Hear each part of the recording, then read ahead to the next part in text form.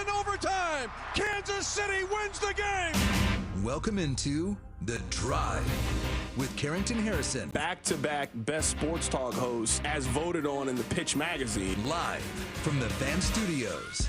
Here's CDOT. Well, not quite.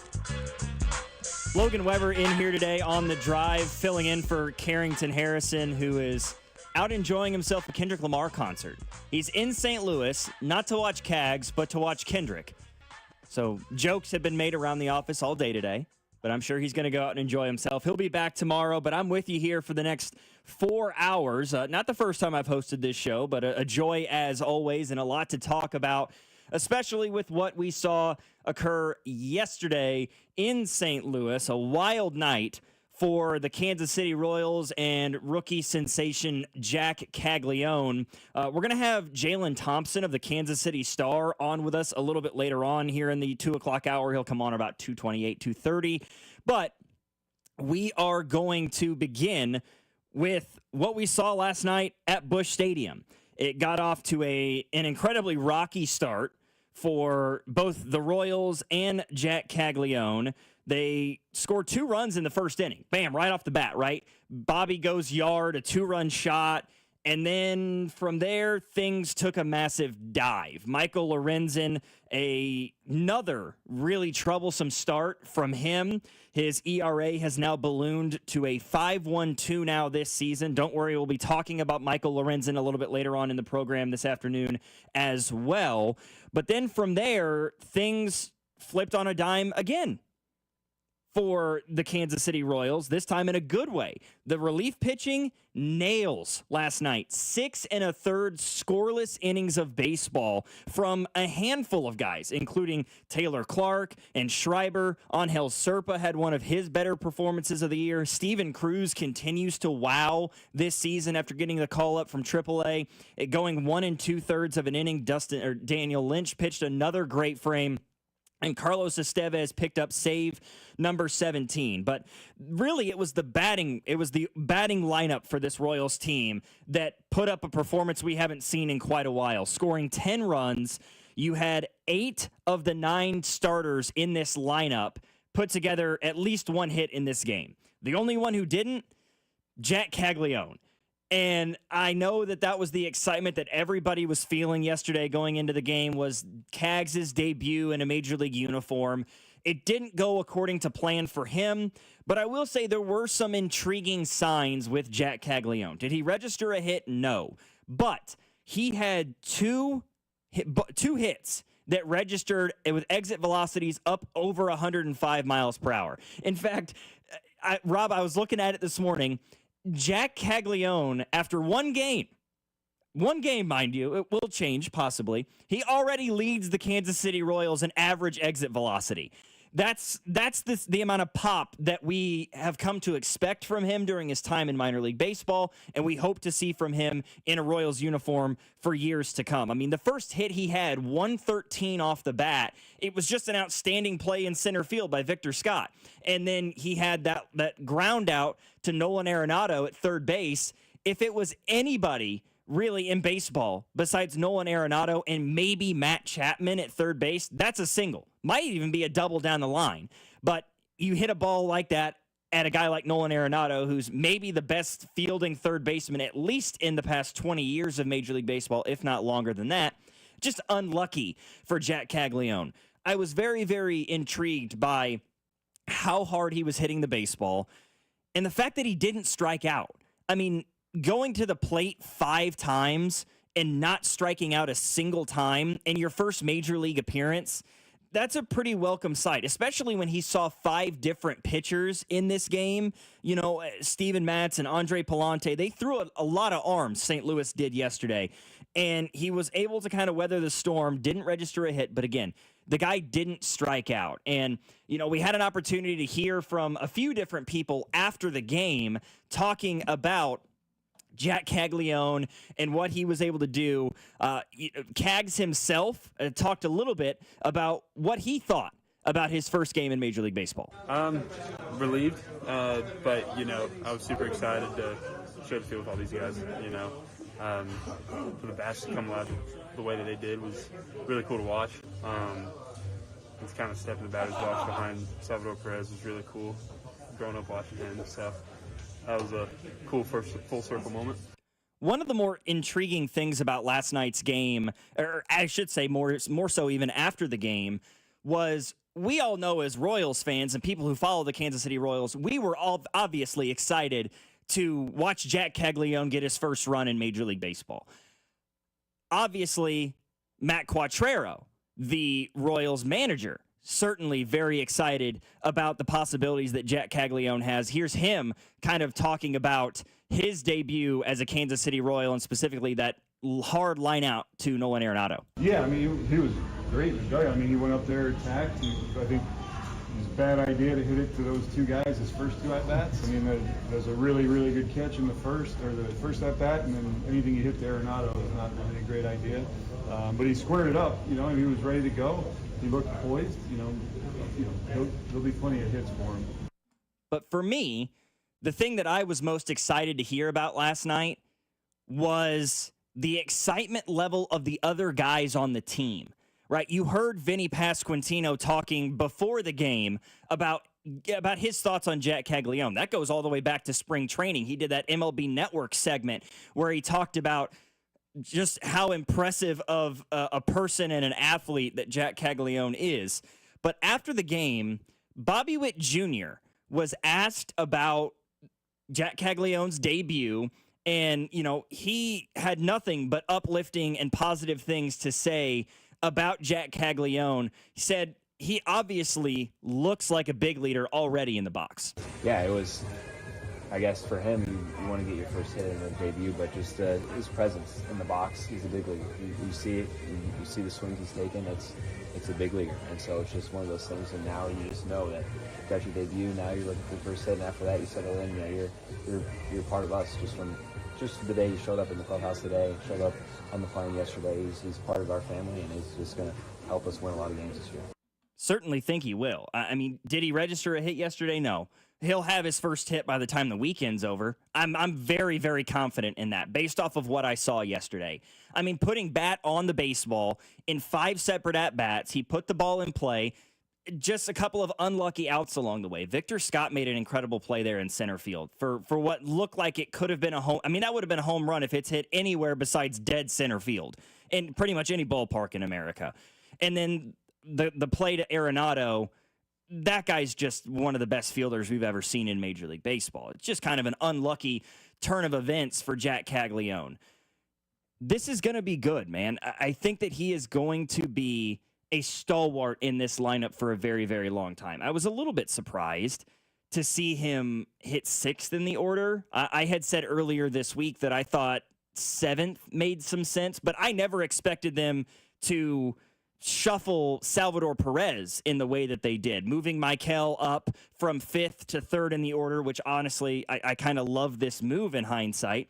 And then you've got Vinny hitting cleanup, Salvi hitting 5th, Caglione hitting 6th. So you're able to avoid hitting 2 left-handers back-to-back. That was the concern I had, right? When they were talking about with Vinny hitting 3rd, could you hit Jack 4th or hit Jack? It was... How do you hit those guys back-to-back in the lineup with them both being left-handers? They were able to solve a lot of those problems. Jonathan India, I don't feel like he's being talked about enough for what he's done in the past month. He hit the ball much better in the month of May than he did in April and had a 3-hit day yesterday. Bobby really put something together after he struggled in May. Somebody said it wasn't dead center, it was right center. It was right center field, yes, but it was certainly much closer to center field than right field, I would say, just from what I watched in the game. But this was what the Royals needed, a 10-run game yesterday. That is as many runs as the Royals had scored in their past 5 games combined. They had played almost 2 entire series and scored the same amount of runs last night as they had in their last 5. 13 hits as a team, and now the conversation turns to, when is Jack going to get that first hit? I saw MLB Network today was having a conversation. They were asked, the guys on the panel were asked, how many home runs does Jack Caglione hit this year? And one of the guys said he thinks he'll hit over 20. He thinks he'll hit 4 to 5 home runs a month easy. That would be a welcome sight for the Kansas City. I mean, 20 home runs is probably 50 or 60 ribbies. Hitting 6th in this lineup right now with the 5 guys that are hitting ahead of him. I know Salvi struggled, but I have hope in my heart that Salvador Perez won't continue to struggle the way that he has. I don't know. Just one of those situations where I think this team's in a very, very good spot. I don't think that they're done making moves, whether that's within the organization itself or via the trade deadline. Our text line number is 913-586-7965. Somebody just said India's struggles at the plate earlier this year are understandable, with the Royals moving him all over the field and having to learn multiple new positions. There's also something to be said for the fact that he's with a new organization for the first time in his major league career. I mean, this is a guy who was drafted by the Reds. He was the top prospect in the Reds system. He makes his major league debut with the Reds, where he wins the National League Rookie of the Year and goes on to have 3 more seasons in Cincinnati. And now, at 28 years old, he's making a move to a new place. You know, not Cincinnati, it's Kansas City. He's got all new teammates. He's having to kind of weather the storm a little bit. And now he's sitting at a spot pretty much right at or near his career averages. You know, he's a career 250 hitter. He's hitting 244 this year. He's got a career 350 on base percentage. His OBP right now is just a shade over 330. The only thing really that kind of gives me pause is his slugging numbers are down dramatically from a, you know, average of around 400 to down near 310 this year. We'll see if those continue to change, but Jonathan India is hitting the ball much better. In fact, in his last 15 games is hitting well over 300 for the Kansas City Royals. You're listening to The Drive right here on 96.5 The Fan. Logan Weber here with you alongside Rob Britton. I'm filling in for C-Dot today, who's out in St. Louis enjoying a little Kendrick Lamar. Make sure you guys stay tuned. We're going to have Jalen Thompson of the Kansas City Star on to join us at 2:28. But when we come back, we've got stadium news. We had a committee vote last night. It's being debated today. What happens with this stadium vote, this stadium plan in regards to the special session from Governor Mike Kehoe in the state of Missouri? Could we get some news today, tonight? Could we get confirmation? We'll talk about all of that coming up next right here on The Drive on your home for Kansas City Sports, 96.5 The Fan. Hey, it's Lucas Ursig from the Kansas City Royals. You're listening to The Drive with C-Dot on 96.5 The Fan. Brought to you by DM Injury Law. Have you or a loved one been in a car wreck? Contact DM Injury Law today and get the money you deserve. Car wreck? Remember, Mike's got this. The NBA season is coming to a close, and FanDuel is the best place to find all your favorite player props for the NBA Finals starting up this week. And now you can make the smarter play with new performance trends. If you want to check a player's consistency throughout these playoffs, or maybe they've been flirting with that potential triple-double, well, you can get the latest stats right there inside the app, and you can see who's heating up. And after the tip-off, you can combine live prop bets into a same-game parlay for a chance to win big. So if you don't already have FanDuel, you can still get in on the NBA action. You'll get started with $200 in bonus bets if your first $5 bet wins. Just visit FanDuel.com/KFNZ. Use my promo code to join today. Make every moment more of this NBA Finals with FanDuel, America's #1 sportsbook app. 21 and present in Kansas. First online real money wager only. $5 first deposit required. Bonus issued. Non-withdrawable bonus bet. Retire 7 days and receive returns supply. See terms at sportsbook.fanduel.com. FanDuel is offering online sports wagering in Kansas. Under agreement, Kansas Star Casino, LLC. Gambling problem. Get up with your best bet. Call 1-800-522-4700 or visit kansasgamblinghelp.com. Life's better with American Family Insurance. Because we know in making the most of your home, DIY doesn't just stand for do it yourself. It also means dream it yourself. And we're here to help protect the dreams you're building. Save up to 23% when you bundle home and auto. American Family Insurance. Get a quote and find an agent at amfam.com. Products not available in every state. Visit amfam.com to learn how discounts may apply to you. American Family Mutual Insurance Company, SI, and its operating company, 6000 American Parkway, Madison, Wisconsin. Flooded bathroom? AC on the fritz? When things go wrong, you need reliable service fast. Call Hamilton Plumbing, Heating, AC, and Rooter and take $50 off any HVAC, plumbing, or electrical repair over $200. The pros at Hamilton are ready 7 days a week to fix the problem. Over 40 years experience, more than 8,000 five-star reviews, plus our exceptional service guarantee means you can trust Hamilton to bring comfort and calm back to your home. Visit callhamilton.com for details, terms, and conditions. License number 2025-11121. Ring the bell. We've done it again. Golden Oak Lending has lowered rates to 4.875 fixed. Lower your monthly payment, get cash out, pay off credit cards, and best of all, make no mortgage payments for 2 months. Lock in this incredible 4.875 rate and get your cash in as little as 14 days. Call 913-890-GOLD. Golden Oak Lending cured my blues. 5.81 APR, FHA, 15-year, 20% equity, qualified credit. Additional terms apply. NMLS 114937. Call Aspen Lawn and Pest Control. Our iconic blue trucks and expert team get it right the first time. Award-winning full-service lawn care and pest control since 1985. Call today for a free estimate. Visit aspenlawn.com. This summer, Casey's has 89-cent fountain and frozen drinks. But if you don't have 89 cents, you could check your center console, or dig between your couch cushions, or ask Grandma for $1, or just use your credit card. We take those too. 89-cent frozen and fountain drinks at Casey's all summer long. Restrictions may apply. See store for details. Connected TV is one of the most effective channels for driving measurable advertising results. That's because when your customer's not scrolling, they're streaming. Let Viant put your ads right where they are, on the best content, across the most premium platforms in the world. We're talking real consumers, big screens, big outcomes. With Viant, you get people-based targeting, AI-powered performance, and full access to inventory built to seize eyeballs, not clickbait. Viant, where premium streaming meets performance. Visit Viant.ai to unlock real results today. Pro Paint Days are back at Lowe's, and My Lowe's Pro Rewards members can save even more with limited time deals. Right now, buy one, get one half off. Select HGTV Home by Sherwin-Williams Primer and Ceiling Paint.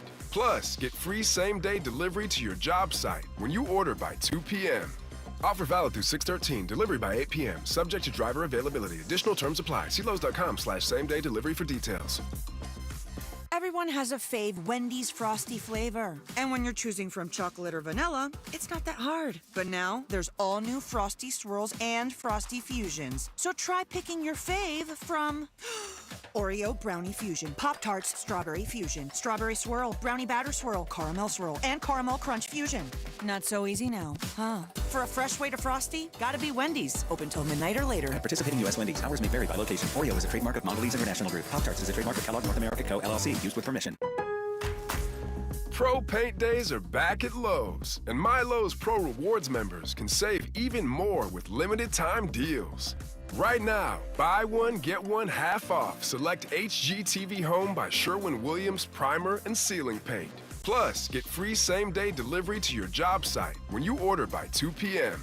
Offer valid through 6/13, delivery by 8 p.m. Subject to driver availability. Additional terms apply. See Lowe's.com/same-day delivery for details. I'm Emma Greed, and I've spent the last 20 years building, running, and investing in some incredible businesses. The more success I've had, the more people started coming to me with questions. How do you start a business? How do you raise money? How do I bounce back from failure? On my new podcast, Aspire with Emma Greed, I'll be answering these questions and more through weekly conversations with the smartest minds out there. Listen to and follow Aspire with Emma Greed, an Odyssey podcast available now, wherever you get your podcasts. You're listening to 96.5 The Fan from the Mission Plumbing, Heating, and Cooling Studios. Hey, it's Cole Reagans from the Kansas City Royals. You're listening to The Drive with C-Dot on 96.5 The Fan. You know, Rob, there's some people in the text line coming to your defense a little bit. You know, the other day, you took a day off, and apparently C-Dot was giving you quite a bit of grief, and now he's gone today. You know, what does that say about him? That's par for the course around here. Me and him do the same thing. I get grief. Life just goes on when he does it. That's how it works on this show. Yeah, he's just out here making fun of people while he's doing the same. I think there's like a pot calling the kettle black, stones at glass houses sort of a situation there. But regardless, Carrington's not here today. I'm Logan Weber. I'm filling in for him here this afternoon on The Drive on 96.5 The Fan, your home for Kansas City sports. We were talking about the Royals and Jack Caglione's debut a little bit ago, but, that's not the only really important story surrounding Kansas City right now. I think maybe the most important thing surrounding the Kansas City Royals and the Kansas City Chiefs is a special session taking place in Jefferson City right now discussing the stadium plans. Governor of Missouri, Mike Kehoe, former Lieutenant Governor of Missouri, Mike Kehoe, had called this special session where they're discussing the possibility of some sort of stadium something or other to try to keep these two teams on the Missouri side. Now, where it's gone so far is it passed committee. Sometime last night, a 6-3 vote pushed it out of committee, and it's now in the Missouri Senate itself, the larger party, where they are now discussing a variety of different topics and things with it. And, Rob, we were talking before the show. There are really three very interesting subtopics within the larger overview of Arrowhead and Kauffman or a downtown stadium, that seems to be what's on the minds of people in the state of Missouri. The first thing is the amount of money that it will take to renovate. Now, I mention that because there was a very, very interesting report. This came from Matt Evans from KMBC 9. He came out with a story talking about the vote leaving committee, passing committee, and being moved to the Missouri Senate. In a marathon Senate hearing, that bill ran into opposition from both sides of the aisle. Republicans I don't really care about football, but I do care about economic impact to the state of Missouri a lot. and Democrats alike. From my perspective and my constituents' perspective, it's egregious that we're talking about hundreds of millions of dollars for a stadium when you have people who've lost everything. Took issue with the bill today, but it eventually cleared the committee by a vote of 6-3 after nearly 3 hours of testimony and debate. How do you think that went today, Senator? Long. Really long, but that's all right. As I've said many times before, it's a big issue. It's a big topic. It's worth discussion. We also learned new information from a lobbyist for the Kansas City Chiefs. If we are to stay with state and local participation, this is the type of plan that could work. He testified that the team would plan to spend $1.15 billion to renovate Arrowhead if they do stay in Missouri. And while the Kansas Star Bonds plan does have better numbers, any new stadium would never have the allure of Arrowhead. But it's new construction. It is also not going to be the loudest stadium in the world. Even with that bipartisan opposition, the bill sponsor says he's confident the votes are there to pass this proposal. I'm encouraged by today. There's always talks going about how we're going to get there, 18's the magic number. While the Senate committee did advance it to the full Senate, another fight there is likely ahead. So let's break it down. The three things that stood out to me from what I've read in this story from Matt Evans of KMBC, the first thing is the money side. The lobbyist for the Kansas City Chiefs said in the story that he had testified that the renovations would cost $1.15 billion. Now, let's all go back a year, just over a year ago, right? In April of last year, when they were trying to pass the 3/8 sales tax, the Chiefs had said that the renovations would cost $800 million. So what has changed in a year that the renovations are now some $300 million more than they were 14 months ago? I find that very, very interesting. I think that could have a major level of discourse here as this thing is being debated in the Missouri Senate, because they're not just debating this stadium plan. They're also debating construction projects statewide and disaster relief statewide. So it's kind of hard for some folks in the state of Missouri that don't live in the Kansas City or greater Kansas City metro area on the Missouri side to justify spending over $1 billion to renovate Arrowhead, and Lord knows what's going on with the Royals, when they're throwing out, tens of millions or just hundreds of millions of dollars for disaster relief or construction projects in the state. How does that sit with somebody in St. Louis or Cape Girardeau or Hannibal or Springfield? That, I think, is going to be a very, very difficult hurdle for them to overcome.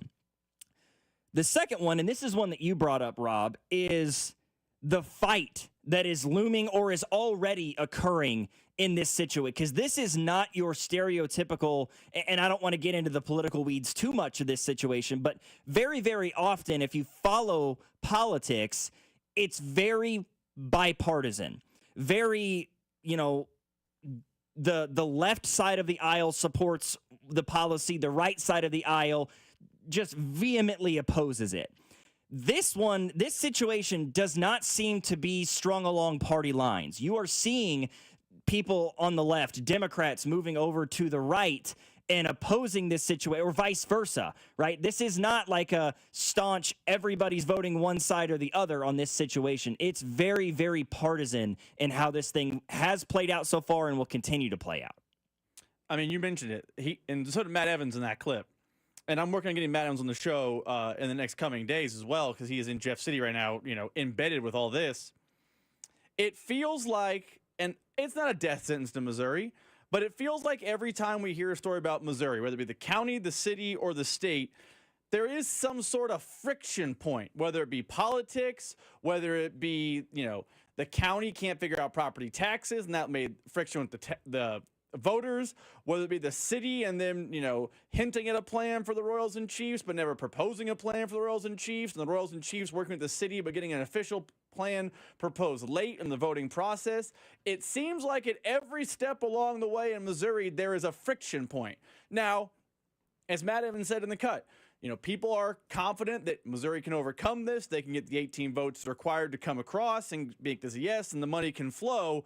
But it does feel like, yet again, we were having a conversation on this show about how in Missouri, it is a friction point to get the money to flow to the teams. Where in Kansas, across the state line, we've had, Democrat, Republican, right, left, center, whoever in the aisle, they've all been in lockstep. We want the Chiefs, here's the star bond proposal. We want the Royals, here's the star bond proposal. Beyond the star bond proposal, we believe we can get this money mustered up, no problem. We have this location gives you everything you want. We have this location, it gives you everything you want. It feels like every story you hear about the stadium is like Groundhog Day.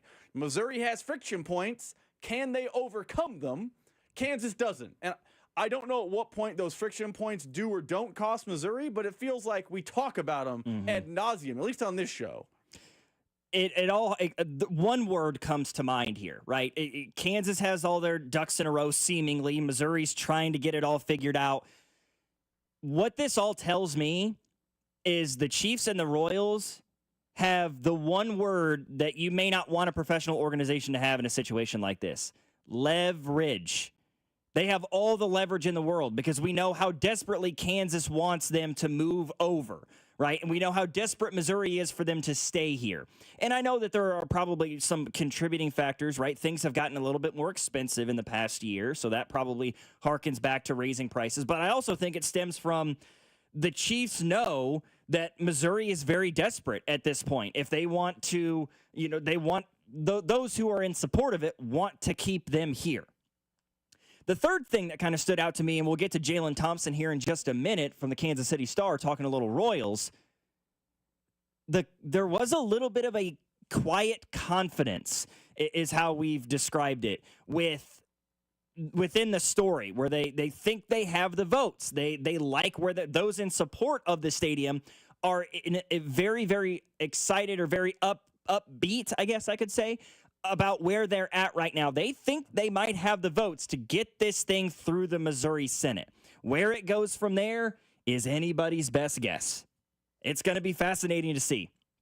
This thing is coming closer to an end, but I still don't think we're close to a final decision. It's going to happen shortly, but man, it just feels like we've got a lot to get there's a lot of ducks to get in a row here before we know definitively what the Chiefs and or the Royals are going to be able to end up doing. It's been funny to me. I haven't heard much mention about the Kansas City Royals in Missouri. I know the downtown ballpark is still in the hopes and prayers of many. I've heard more about the Chiefs and the Arrowhead renovations with this special session than I have what's going on with the Royals, which I find slightly interesting. Speaking of the Kansas City Royals, on the line with us right now is Jalen Thompson of the Kansas City Star. He is a regular contributor of mine when I host After Hours, which is our evening show. And he's on the line with us right now. He was live in St. Louis yesterday to watch that wild game take place. Jalen, start us off with your reaction and the reaction of those you heard from about Jack Caglione. I know he was 0 for 5, but he had several very, very loud outs during the course of that game, and he didn't strike out. Kansas City Royals fans, Logan, they came out in full force to see Jack Caglione. They lined up early. They were in the building at Busch Stadium, and they just wanted to get a glimpse of this future star, this phenom that has come to Kansas City, and it was a really unique and exciting time for any Royals fan that was there. Jack Caglione, you can't miss him. 6'5", 250 pounds. He stands out among the crowd. And to just see him interact with his teammates, be on the field for batting practice, how he handled himself during the game, getting that nice ovation from the crowd when he had his first at bat. He hit the ball really hard. He could have had 2 hits, but they were taken away. He was robbed by Victor Scott, the second in center field, and he was robbed by Nolan Arenado at third base. But Jack Caglione, he proved himself to be worth the price of admission, and I think for the Kansas City Royals, that's going to be exciting for not only the organization but their fans. We heard about it from some throughout the game. You could tell that the excitement level was a little bit higher. You could hear it from Bobby after the game. You heard it from Vinny prior to the game and during the post game. While you're watching the game last night, could you sense an energy shift with this team, even just having Jack Caglione in the lineup, albeit the fact that he went hitless? It seemed like overall 1 through 9, these guys seem to be playing with a little bit more juice than we had seen from them in the last couple of weeks during those really, really difficult stretches at the plate. I wrote about it in the Kansas City Star, and we also have a whole bunch of other great stories from Vahe Gregorian, Pete Gradoff, Blair Kirchhoff, Sam McDowell. We all wrote about Jack Caglione and the impact that he's going to have for the Royals and this organization. And yesterday, I think you kind of saw a little bit of that. The Royals changed their lineup. They had Michael Garcia batting third. They had Salvador Perez batting fifth. Vinny Pasquantino was in the fourth spot. So it was just a way to shift things around and allow Jack Caglione to feel comfortable when he was inserted into the lineup. And I think you saw a lot of the production that a lot of fans haven't seen this season. Michael Garcia came through with a big 2 RBI knock. Vinny Pasquantino came through. Salvador Perez. He had a home run from Nick Lawson. Bobby Witt Jr. started off with a 2-run homer. Guys up and down the lineup were just able to hit the baseball. And I think that thinking of just being able to lengthen the lineup, because that's what happens when you have Jack Caglione in your lineup. You lengthen it out now. Now you have another power bat in there. I think that could be big for the Royals moving forward. We'll see how they play tonight against, I believe it's Miles Michaelis, but it's going to be a big game for the Royals to see how well they play today.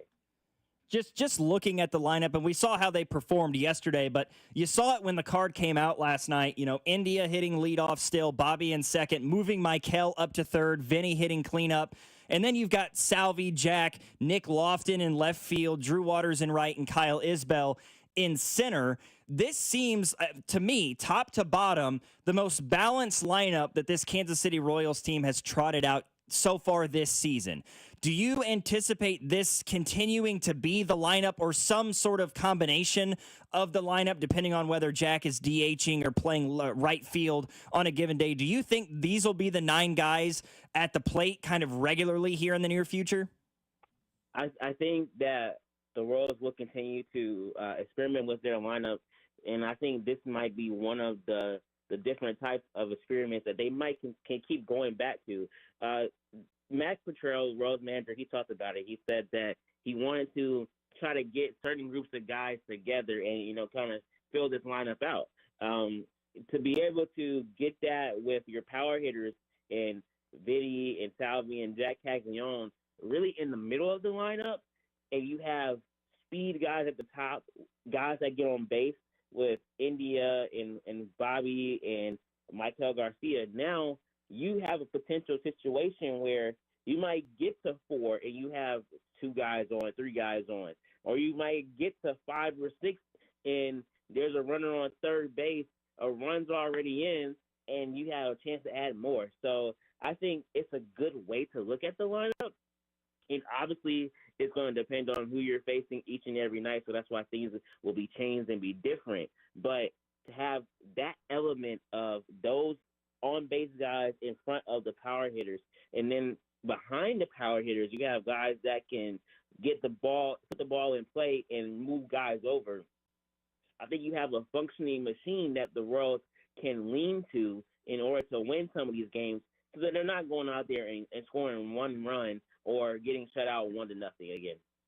I want to go back to a conversation you and I actually had earlier this week, Jalen. I had asked you on Monday about Noah Cameron versus Michael Lorenzen, right? What could we see the Royals do here? Reagans is expected back as soon as tomorrow, quite possibly. Lorenzen, another difficult start for him yesterday, 2 2/3. He gave up 7 earned, 2 home runs included in that. His ERA is now ballooned up to a 5.12 this year. Has there been any more conversation, any hint as to what we might see in regards to this Noah Cameron versus Michael Lorenzen debate as to who that number 5 starter for the Royals is going to be, and where does that leave the other guy in the grand scheme of things? Yeah, Logan, I think that the Royals have to make their decision pretty much soon. Because if they're going to bring Cole Reagans back tomorrow to start, that means that they're going to have to make a decision on who is going to be able to shift it around or move around to bring him off the injury list. So they're going to have to make a roster move.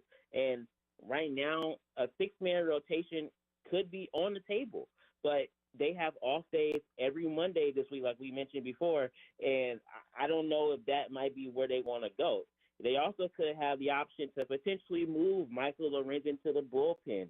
But when you look at the way the Royals starters have been pitching, you really don't have a need for a long relief guy when you can have Daniel Lynch that can do the same thing. You have other guys that can do the same thing. So when you really look at it, they have to decide what is going to be their best option moving forward. And I think a lot of that's going to depend on what happens in today's game. You mentioned Noah Cameron starting today. So it's going to be what happens today, how do they look, how do they want to fit this thing together. But one thing we do know is Cole Reagans is going to start tomorrow, and they have to make a decision. So it's going to be pretty interesting to see what that decision is going to be. Any possibility in your mind that if Noah Cameron goes out and throws another quality start today, is there any thought to the possibility that the Royals could explore an avenue where they look for a trade partner or even DFA Michael Lorenzen? Or is it more likely, because of the injuries they've already dealt with this year, to try to hold on to a guy like that as that quote-unquote 6th starter in the event that somebody goes down with an injury again, like we've already seen from Reagans and Lugo a couple of times?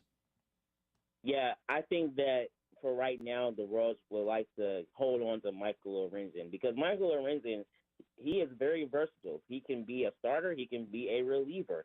He can be able to work in the bullpen. So it would be helpful and behoove the Royals, I believe, to have another guy that can start games for you, that has started games for you, to still be around the squad. Because as you've seen, pitching is very volatile. You can have an injury to Seth Lugo or Cole Reagans, like we saw, and then you're down 2 of your aces. So you got to have pitching, and you got to have an abundant amount of it. So it could very well be that Noah Cameron pitches well, and they might have to make a tough decision to send him back down to AAA. I know that might not be what a lot of fans want to hear, but that's just the reality of the game. It could possibly happen. So they have a lot of ways they can go about this. So that's why it's going to be interesting to see what they ultimately want to do. We saw it when they brought up Jack Caglione. They had to send down Dairon Blanco, and Matt Quatrell talked about it pregame. He said, well, we needed the bat of Jack Caglione, and when they were in games where they weren't necessarily utilizing Blanco to be that pinch runner or speed guy, he was just on the roster, and they had to make a tough decision there. So baseball is a game of tough decisions. So that's why they pay those guys in the front office and evaluators what they do to make these decisions. But it's going to be interesting to see which way they want to go. Any concern tonight? Have you heard anything about the weather patterns there in St. Louis? I know that there's some thunderstorm possibilities that are entering the area. Any shot that we might see this one get delayed or postponed a little bit this evening? For right now, it seems like everything is all systems go, but you never know what the weather. Anything can happen. But I anticipate them trying to get this one in today. All right, that is Jalen Thompson of the Kansas City Star joining us, talking a little Royals, a little Jack Caglione. Appreciate you as always, Jalen. Thank you so much, Logan. Talk to you soon. All righty. Once again, Jalen Thompson of the Kansas City Star. Take a look. I mean, just read some of the stuff that he puts out on the Kansas City Star. Does a great job. He's a regular of mine on After Hours. In fact, I had him on several times dating back to my time in Springfield. Does a really, really good job, and he covers the Royals as well as anybody out there. Our text line number, 913-586-7965. We're not going to talk a ton about it, but there was a big firing in the NBA yesterday, and I kind of want to get out some Tom Thibodeau hate that I have in my heart. We'll discuss that next. You're listening to The Drive. Logan Weber in for Carrington Harrison right here on 96.5 The Fan. You're listening to The Drive with Carrington Harrison. For the first time in a long time, I'm willing to dream that this can be a special season for the Missouri Tigers. Brought to you by DM Injury Law. Have you or a loved one been in a car wreck? Contact DM Injury Law today and get the money you deserve. Car wreck? Remember, Mike's got this. 96.5 The Fan. Did storms hit your area? Looking for answers on the impact it made to your roof?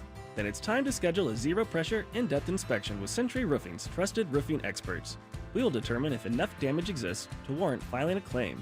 See for yourself why Century Roofing has been voted Best of Johnson County for the third year in a row. Trust the pillars of strength for 35 years. KC-based and female-owned. CenturyRoofingKC.com. Century Roofing, trust the pillars of strength. The summer sale is happening now at Peter's Clothiers. Save from 20 to 50% off on suits, sports coats, and sportswear. Perfect your look with their in-house tailoring. Peter's Clothiers, 124th and State Line Road. Summer savings are here at Going Gone by Dick's Sporting Goods. Score up to 70% off styles from top brands like Nike, Adidas, Jordan, Kalia, and more. Discover new markdowns at arrivals every week. Hurry in and save big on summer styles at your Going Gone. It's almost Andy Reid. When I landed in KC, I started doing commercials, the whole playbook. That's how I teamed up with Renner Garage Store. For nearly 70 years, Renner has been serving KC with the latest styles, top brands like Deldon, Amar, and LiftMaster, and the trusted service of a family-owned team. Get your free estimate today, and if you're looking for work, Renner's hiring installers with paid training. RENNER forward and back. RENNER, RENNER. Hi, Mia here at the winnings desk of the Missouri Lottery. So, I wanted to write a thank you note for every dollar Missouri Lottery players have given to Missouri and education. But that would be 8.4 billion notes. So to save a little time and a whole lot of paper, here's just one. Dear every single lottery player in Missouri, thank you for helping us give $8.4 billion to Missouri and education. Sorry, my trumpet's in the shop. The Missouri Lottery. Winners welcome and play responsibly. This is the story of the one. As a safety manager at a manufacturing plant, he does everything he can to keep his coworkers safe. From finding ways to reduce risks to keeping safety supplies in stock. And for that, he relies on Grainger. Grainger offers a broad range of quality products and next-day delivery, so he can always play it safe. Call 1-800-GRAINGER, click Grainger.com, or just stop by. Grainger, for the ones who get it done. One of life's greatest mysteries has finally been solved. Who let the dogs out? Spruce, spruce, spruce. It's Spruce, the new hard-working, worry-free weed and grass killer that's safe for use around people and pets. When used as directed, spray the leaves for visible results in just 1 hour and dead weeds in just 1 day. You spray, they play. Weeds die by the next day. Find Spruce wherever weed killers are sold. Still getting around to that fix on your car? You got this. On eBay, you'll find millions of parts guaranteed to fit. Doesn't matter if it's a major engine repair or your first time swapping your windshield wipers. eBay has that part you need, ready to click perfectly into place for changes big and small. Loud or quiet, find all the parts you need at prices you'll love. Guaranteed to fit every time. But you already know that. eBay. Things, people, love. Eligible items only. Exclusions apply. Not available in all states. Rates vary. Building a financial safety net for your family can be tough. But with term life insurance through Ethos, you can have peace of mind that they can pay the mortgage and other bills if something happens to you. With coverage in as little as 10 minutes, all online, Ethos finds your best rate across their multiple trusted carriers. Some policies as low as $1 a day billed monthly. And even in uncertain times, your term life insurance rates and payout don't change. Get your free quote at ethos.com/life. That's ethos.com/life. Expect mostly sunny skies this afternoon with a high of 75. Weather brought to you by Staples. Have you heard? The Staples Easy button is back with even more easy. Press it for custom prints, shipping services, even passport photos. Staples. That was easy. You're listening to The Drive with Carrington Harrison on 96.5 The Fan and the Odyssey app. Well, the Royals dropped the lineup card for tonight, and let's just say some people are not happy. Folks in the text line, 913-586-7965, informing us, Rob, that Nick Lofton is out of the lineup tonight. Michael Massey is in. He will be hitting 8th. But Jack Caglione will be making his debut in right field tonight. So that's kind of an intriguing one. I'm assuming that's why Massey is going to DH this evening. But there is something head-scratching about a guy hitting 204 who is typically put on the field not because of his bat, but because of his glove, and you're going to DH him. If you're going to DH somebody, just let Lofton DH then. The guy went yard yesterday. Why are we continuing down this path with Michael Massey? We can talk about Massey later in the show. I mean, we're planning on talking about Massey Fair. later in the show, but I mean, Massey DHing makes no sense to me. If you had told me, hey, Perez is DHing, and that's why Caglione is in right field. Or if you told me Caglione's in right and they're massaging first base, and it makes sense to get Cags in the field. But Michael Massey's best asset's his glove, and they're not even putting that in the lineup. And I know that I guess Michael Massey's Mike Mikolas is the starter for the Cardinals. I believe he's Miles right-handed. Mikolas, yeah. Miles Mikolas, thank you. I believe he's right-handed. So maybe you want the left-hand bat in as opposed to Nick Lofton, who's right-handed. But it's not like Massey's tearing the cover off the ball against righties. I mean, he's not tearing the cover off the ball against anyone. Yeah, fair. It feels like the Royals have an out in their lineup tonight. It just, Cag's exciting. Cag's in the field is exciting. I'm excited to see it because it could be a problem, but there's excitement to it. Massey at DH is the opposite of exciting. Yes, it is. I mean, you look at the career splits. He is a career 429 hitter against Mikolas, albeit in only 7 at-bats. So very limited appearances between these two. So maybe there's something to that. Somebody else in the text line just mentioned this, and this is probably an even better point to bring up. Jonathan India is not a great glove at second base. So if somebody's going to DH, why not DH Jonathan India and let Massey play second? Unless they're trying to make Jonathan India the everyday second baseman. They're trying to give him more opportunities in the field. I have no idea. Massey had a decent enough year last year. He hit like 246, which is actually an outlier year for his career. He hit like 230 as a rookie. He hit 220 his second year in the league, and now this year he's hitting 204. So maybe they're trying to give him a little bit more of an opportunity. Maybe this is a make or break. I don't know. We'll talk more about it Somebody just said MJ Melendez will be back up soon. Mark it, Logan. Please, God, no. To be fair, I'm not defending MJ. Talking about a guy tearing the cover off the ball. He is actually hitting the ball very well in AAA. Like as of late, yes. As of late, you want to play the whole sample size game? You're right. It has not been gangbusters. But if you're looking for a guy who can play a good defensive outfield, which, let's be honest, we all love Jack Caglione. The thought that he's a good defensive outfielder at this point in his career is probably a stretch. If you're looking for a good defensive outfielder who is hitting the ball better and is probably hitting the ball better than Michael Massey, that's a name to keep an eye on. There are other names in AAA I would keep an eye on, but MJ Melendez wouldn't shock me because this organization does love their guys. They do, and give them a little bit of credit, right? They're trying to fix the problem from within before they have to consider the possibility of making a deadline move, right? And I applaud them for that. That's the right move to make. We'll talk more about this as the night goes on. Okay. I was talking to Rob earlier. Didn't have a chance to get to this yesterday.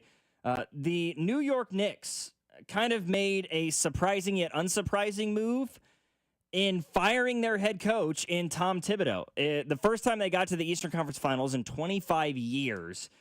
But Thibodeau gone after losing to the Indiana Pacers in 6 games. I am not surprised by this move, and I'll explain why. Tom Thibodeau is a good coach. He is a quality NBA coach. Here is his problem. He does not know, nor does he seem to even want to find out, how to create bench depth at all. Right? He plays a 7, maybe at most, an 8-man rotation. And that's it. From game 1 to seemingly the Eastern Conference Finals. He wears his guys to the bone. I'm a certified Tom Thibodeau hater because he ruined Derrick Rose. He destroyed Derrick Rose's body, and I'll never forgive him for that. He made some questionable decisions. Playing Jalen Brunson the way that he played Jalen Brunson all year. And then he goes down with the injury, and you're like, nobody's surprised by that. You're playing your guy 82 games, 40-plus minutes a night. He's going to get wore out. Your backup point guard is Cam Payne, for God's sake. But it worked, right? It got them to the playoffs. It got them a top 4 seed. It got you all the way to the Eastern Conference Finals. Now, you had a couple of good breaks come your way. You had a good first-round matchup. The Celtics shoot the ball extremely poorly, very unaccustomed for them, and Jason Tatum tears his Achilles.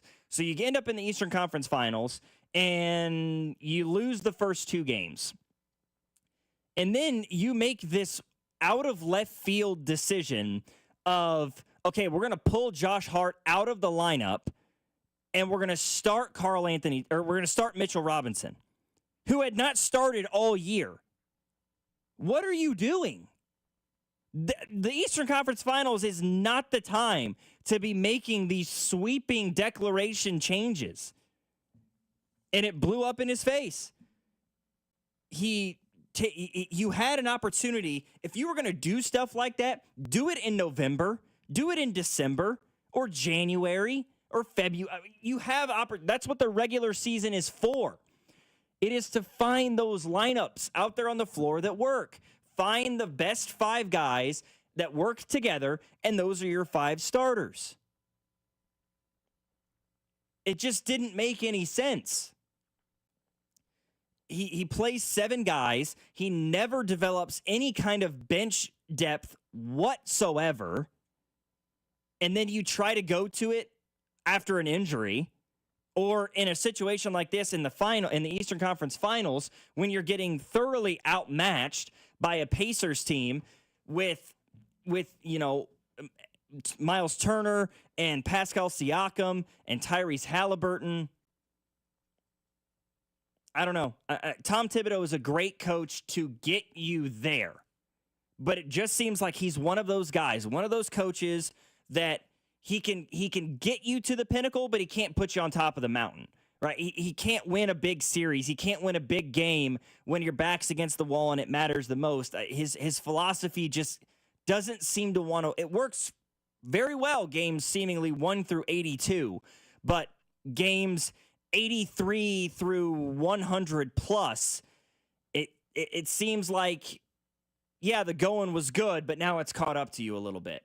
And things have a tendency to collapse there a little bit when guys are playing 40 minutes a night over 100 games every single year. Not great. 913-586-7965 is our number. I think some people in the text line think I'm Drew. I'm not.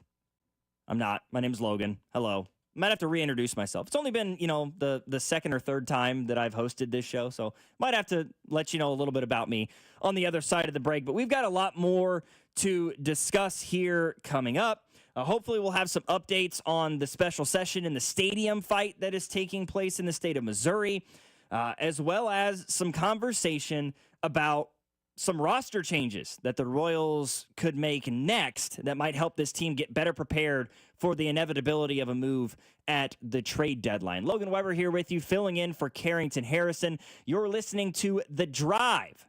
Rob Britton alongside producing on 96.5 The Fan. The Drive with Carrington Harrison, your home for the best food takes in KC. Regular old American nachos. I don't need jalapenos with mine, just chips, cheese. Brought to you by DM Injury Law. Have you or a loved one been in a car wreck? Contact DM Injury Law today and get the money you deserve. Car wreck? Remember, Mike's got this. 96.5 The Fan. Honey, in case you can't tell from the recliner, summer is here, and our house desperately needs the experts at Powell Exteriors KC for siding, windows, entry doors, beautiful decks, patio covers, roofs, and more. Get ready for the heat at powellkc.com. Hi there, I'm Charlie. And I'm Carter. Our dad is Rex with Rex Buys KC. If you're thinking about selling a home in Kansas City and don't know where to start, our dad can help. Sometimes life throws curveballs, like moving for a new job, dealing with a divorce, or inheriting a house you weren't expecting. Dad doesn't just make offers, he talks with people to help them understand all of their options. No pressure, and it doesn't cost anything to talk with his team. He's a local home buyer who really knows Kansas City. If selling to him is the right choice, he'll give you a fair cash offer, and you can close on your timeline even in as little as 7 days. He buys homes in any condition. No need for repairs, no fees, no surprises. Just an honest, easy process so you feel good about your decision. Want to talk to him? Call 816-330-6000 or go to rexbuyskc.com. Rex Buys KC, helping people make smart choices one home at a time. Fight the fungus! Ladies and gentlemen, and children of all ages, there's a humongous fungus living among us. And if you can see it, brother, then it's too late. So come on down to your grass pad, man. He's got some fungus fighting friends that'll set you straight. Come on down to the grass pad. The grass pad's high on grass. Buying a new car might make you say things like, I can't believe it. Seriously, it's ours? Is this real life? Move it! Yeah, it's real life, all right. But what you really need to say is something that can protect your new ride. Like a good neighbor, State Farm is there. Yep, we're here to help you choose the coverage you need. So just remember, like a good neighbor, State Farm is there. State Farm, Bloomington, Illinois. In a world parched for excitement, one drink will emerge. Twisted Tea, the refreshing thrill ride of flavor. Recreating its classic role as the hard iced tea that goes down smooth. Twisted Tea doesn't just taste like real iced tea, it's made with real brewed tea and a 5% kick of alcohol. Taste the adventure with Twisted Tea Hard Iced Tea. Keep it twisted. Twisted Tea Brewing Company, Cincinnati, Ohio. Please drink responsibly. Kubota Orange Days delivers the savings you need for the life you love. Shop a wide selection of equipment at your local dealer, including America's #1 selling compact tractor. and get your perfect match delivered to your door. Designed for comfort and built for performance. Now through June 30th, get 0 down, 0% APR for 84 months or up to $3,000 off select compact tractors. Sales ending soon. See the details at KubotaOrangeDays.com. When you stay in your home, what you love gets to stay too. From the gardens that grow wild to the grandkids that run wilder. From the Friday night baseball games to the Sunday morning brunches. Even the daily crosswords and weekly book clubs. There's room for it all with help from Home Instead, the largest in-home senior care network with over 30 years of trusted experience delivering the peace of mind you deserve. Visit Home Instead online for a better what's next. Everyone has a fave Wendy's Frosty flavor. And when you're choosing from chocolate or vanilla, it's not that hard. But now, there's all new Frosty Swirls and Frosty Fusions. So try picking your fave from Oreo Brownie Fusion, Pop-Tarts Strawberry Fusion, Strawberry Swirl, Brownie Batter Swirl, Caramel Swirl, and Caramel Crunch Fusion. Not so easy now, huh? For a fresh way to Frosty, gotta be Wendy's. Open till midnight or later. At participating U.S. Wendy's, hours may vary by location. Oreo is a trademark of Mondelez International Group. Pop-Tarts is a trademark of Kellogg North America Co., LLC. Used with permission. Pro Paint Days are back at Lowe's, and My Lowe's Pro Rewards members can save even more with limited time deals. Right now, buy one, get one half off. Select HGTV Home by Sherwin-Williams Primer and Ceiling Paint. Plus, get free same-day delivery to your job site when you order by 2 p.m. Offer valid through 6/13, delivery by 8 p.m. Subject to driver availability. Additional terms apply. See Lowe's.com/same-day delivery for details. Subscribe to the 249 Miles of College Football podcast with new episodes released on Wednesdays. Listen on the Odyssey app or wherever you get your podcasts. KFNC FM and AM, HD1 and HD2, Kansas City, an Odyssey sports station.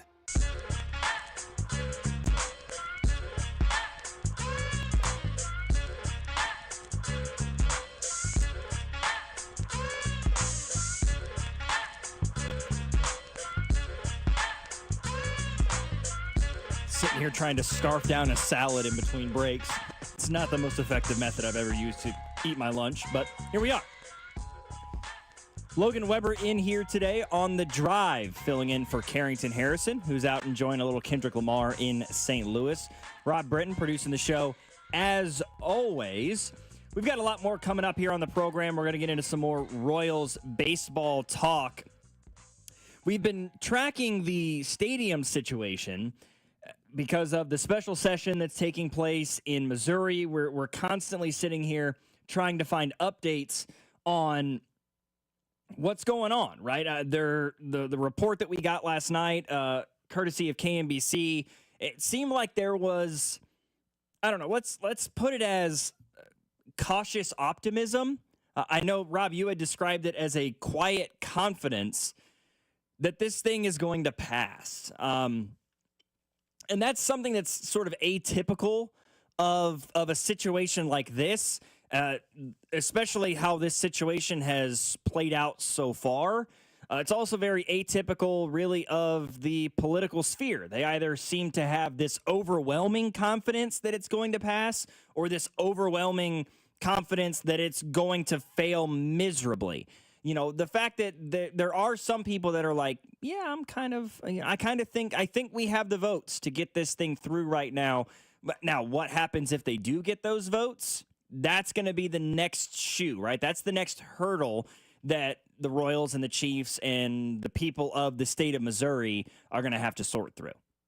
I feel like, and we played the Matt Evans cut earlier in the show about how, you know, it was three-part, basically, you know, some Republicans, some Democrats are opposing it. There's a big Senate fight, political fight. There's not going to be, you know, an actual fight today on the floor, but a big Senate fight is looming. But there's a sense of confidence, at least from the reporting coming out of Jeff City, that it could get passed. I think we have entered this point in this whole saga, and this saga is like, I don't know if 24 months, 18 months. It feels like this saga has been going on for a long time.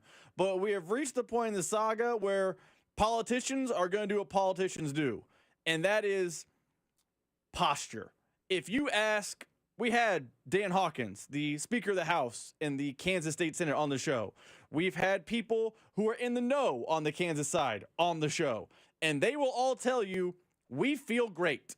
We're getting at least one of the teams. There's a confidence we're going to get both. Look, the Royals just bought the mortgage on that land. We have the renderings of legends. They want a dome per the Nate Taylor story. Where can you get a dome? The Kansas side. The politicians on the Kansas side are oozing confidence.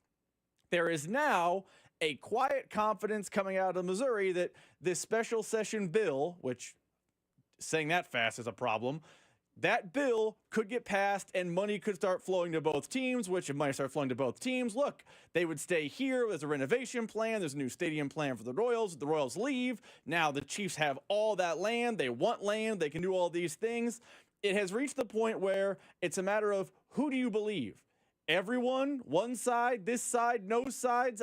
It just feels like the politicians are all posturing and they're taking their victory lap when in reality, nothing has happened. The special session rages on. Kansas, we believe, has an offer to the Chiefs, but the Chiefs haven't really talked about their offer. They have an offer to the Royals. All we know about the Royals in that offer is they bought the mortgage on some land on 119th and Knoll. It feels like the confidence at this point is either correct, one side's correct, or all sides are posturing. And that's, I've never done news radio, but it feels par for the course of politics. 100%. I have done news radio, and it is absolutely par for the course. Nobody is going to admit defeat. Nobody's going to admit that they are wrong. That's just how this is playing out. It was interesting yesterday. The report was that if this does pass, right, it would mean that the state of Missouri would pay for up to 50% of a new stadium or stadium renovation that would occur. So $1.15 billion for the Chiefs renovation. The state of Missouri itself would accrue almost $600 million of that. The Royals decide, the downtown ballpark is what we're going with. Whatever that price tag the state of Missouri would stomach half of that paycheck. According to Matt Evans, the spokesperson or the lobbyist for the Chiefs said he believes that the Chiefs will be making a decision on this, whether, if it passes, before the Kansas Star Bonds deadline, which is June 30th. So it sounds like if this thing does pass in the Missouri Senate, we could see something happen very, very quickly, at least with the Kansas City Chiefs. The Royals, I feel like they're kind of pressed for time. They have to have a decision and have one soon, right? Because they're not staying in Kaufman. That is the one thing that is absolutely not going to happen. They're either going to go to Kansas or they're going to find somewhere in Missouri if the state of Missouri can, get out of its own way a little bit. That's where, but they're going to have to do it soon because it's going to take them 4 or 5 years to build a stadium. By that time, the lease with Kaufman will be up, and they will need a new home for Royals baseball. So we could see some of these things happen very, very shortly, possibly within the end of the month. Now, are there way more hurdles to jump through before you get there? Yes. I am curious, though. I saw this from Alyssa Nelson. She is I was just about to read that, too. From Missouri Net, that as of an hour ago, the special session hadn't even started yet. It was scheduled to begin at 10 a.m., but as of an hour ago, at 2 o'clock, it had yet to be gavelled into session. Now, according to her reports, is that discussions of this matter, as well as the construction projects and the disaster relief, the aid for disaster relief, have been widely discussed behind closed doors, but nothing out in the public, nothing in regards to the public special session called by Governor Mike Kehoe. Not exactly sure what that means. I have covered news and political news for a few years now. They always start late. Like, that's the one thing you learn right off the bat is that they will always start at least 60 to 90 minutes late. But for a session to be 4 hours plus late is usually one way or the other, right? That definitely means that they're trying to get deals done behind closed doors to either fail this thing or pass this thing. But whenever they do come into session, I believe a decision could come rather quickly based off of these reported dealings being had behind closed doors. Now, I'm going to plead ignorance here. I don't know what I don't know. Could these behind-the-scenes conversations that we are now getting reports are happening at the Missouri special session right now that have led to the actual session not being gavelled into session today? I didn't think I'd ever say session that many times in a sentence, but here we sit. Could those conversations delay today's special session from being, gavelled in at all? Could they have basically a rainout, for a sports analogy, happen because the behind-the-scenes things are taking too long, or at some point it's going to get gavelled in today? Because I just don't know how the timing of these things work, and if behind-the-scenes dealings, could those things delay an entire session by a whole day? If you don't know, it's fine. How long do behind-the-scenes convos last? Because it, at this point, is 5 hours late from starting. If it goes on another 5 hours, they're just going to say, hey, today's not happening, back at it tomorrow? I don't know how that all comes to be. Yeah, the part of this that I'm not entirely aware of, if this was a normal session, if this was just the Missouri Senate inside of its normal session, they could absolutely table this thing for later. That's what happened, right? This was brought up during the normal session, and it was tabled. I don't think there was even a floor discussion about it. And so the difference is, I don't know, with this being a special session, if it has a different set of rules. I don't know if there's a different set of justifications with a special session called by the governor versus a normal session of the Missouri Senate. So to answer your question, I don't really know. Under normal circumstances, yes, they could absolutely just not bring it to a vote. They could just table it for the next day.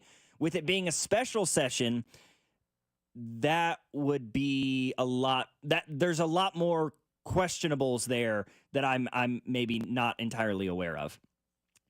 913-586-7965. Someone says Rob, the issue is Missouri has to deal with St. Louis. Kansas has zero major city, so of course they are all in. The St. Louis politicians are the issue. They are insufferable. They are all Cardinals fans, and they hate the Chiefs because Hunt voted for the Rams to leave St. Louis. St. Louis is petty.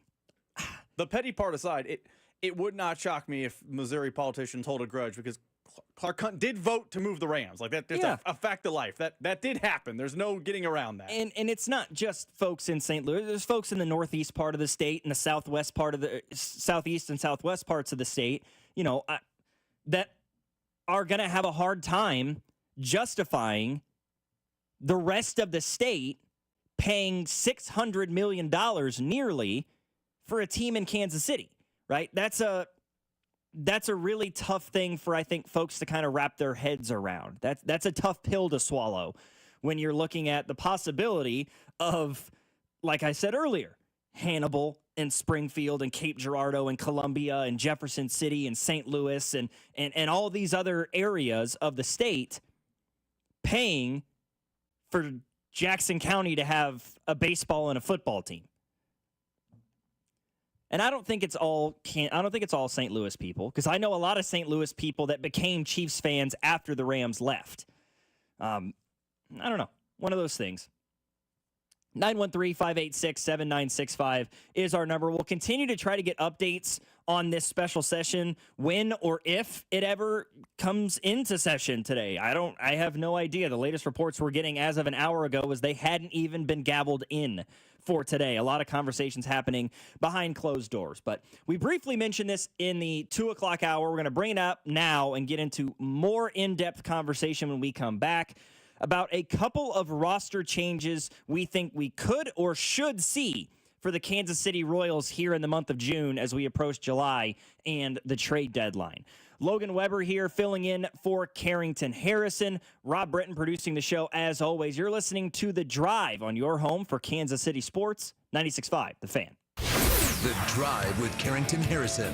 Watch the show on YouTube by subscribing to the 965 YouTube channel. The Drive, brought to you by DM Entry Law. Have you or a loved one been in a car wreck? Contact DM Entry Law today and get the money you deserve. Car wreck? Remember, Mike's got this. 96.5 The Fan. When dealing with erectile dysfunction, you want the right treatment for your specific needs, and every case is different, and finding the right solution can make the difference between okay and amazing. That's why Heartland Men's Health is Kansas City's leader in treating men's sexual health issues. ED can cause anxiety, stress, and a strain in your relationship, yet many men suffer silently without seeking treatment. Intimacy is one of life's greatest experiences, but ED can completely destroy it. Heartland Men's Health offers treatment when herbs and pills don't work. With success rates of over 90%, some treatments can help you last an hour or more. So why settle for good enough? Your first visit is just $99, which includes a medical consult, a T and PSA test, and if medically advised, a test dose. And if that test dose doesn't work, then your visit is on the house. Heartland Men's Health has 3 locations to serve you in the metro: Overland Park, Independence, and North Kansas City. Pick up the phone today and change your life. Call this number, 844-447-6600, or visit heartlandmenshealth.com today.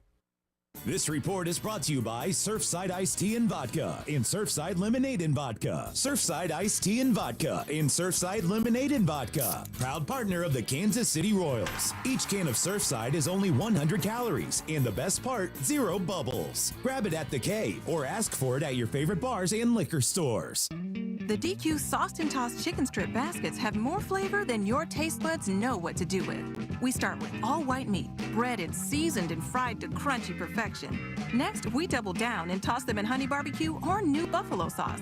Serve them up with DQ fries, Texas toast, and house-made Hidden Valley Ranch, and you've got flavor on flavor on flavor. Get the Sauced and Tossed Chicken Strip Basket in honey barbecue or new buffalo right now at DQ. Happy tastes good. Participation may vary. Shane Company engagement rings are expertly crafted to fit both your style and your lifestyle. My wife's an artist and works with her hands. Shane Company helped me create a ring that's beautiful and sleek. She loves it.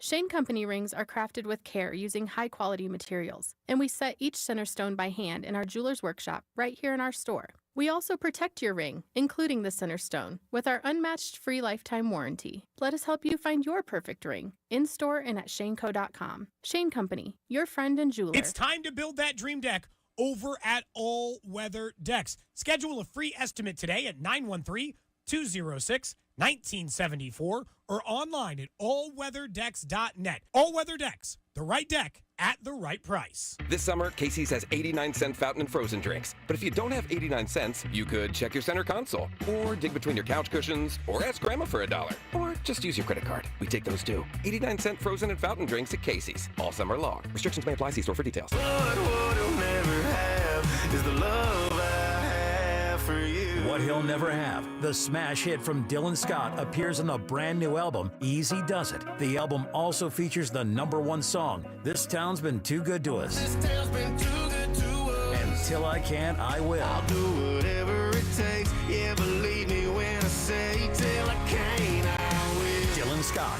Search, follow, and listen now on all music streaming services. Sponsored by Curb Records. This is the story of the one. As a lineman, he does whatever it takes to keep the power on in his community. And he wants a partner like Grainger who does the same.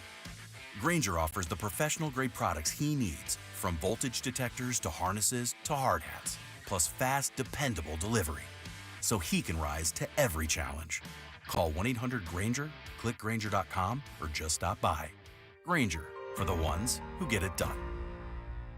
Royals coverage sponsored by Park & Go, the best deals on airport parking. Step up to the plate and hit a home run with Casey's best airport parking. It's Park & Go. Great service, low price, zero hassle, open 24/7, and all spots are covered. Don't get caught looking. Strike 3. Reserve your spot today at bookparkandgo.com.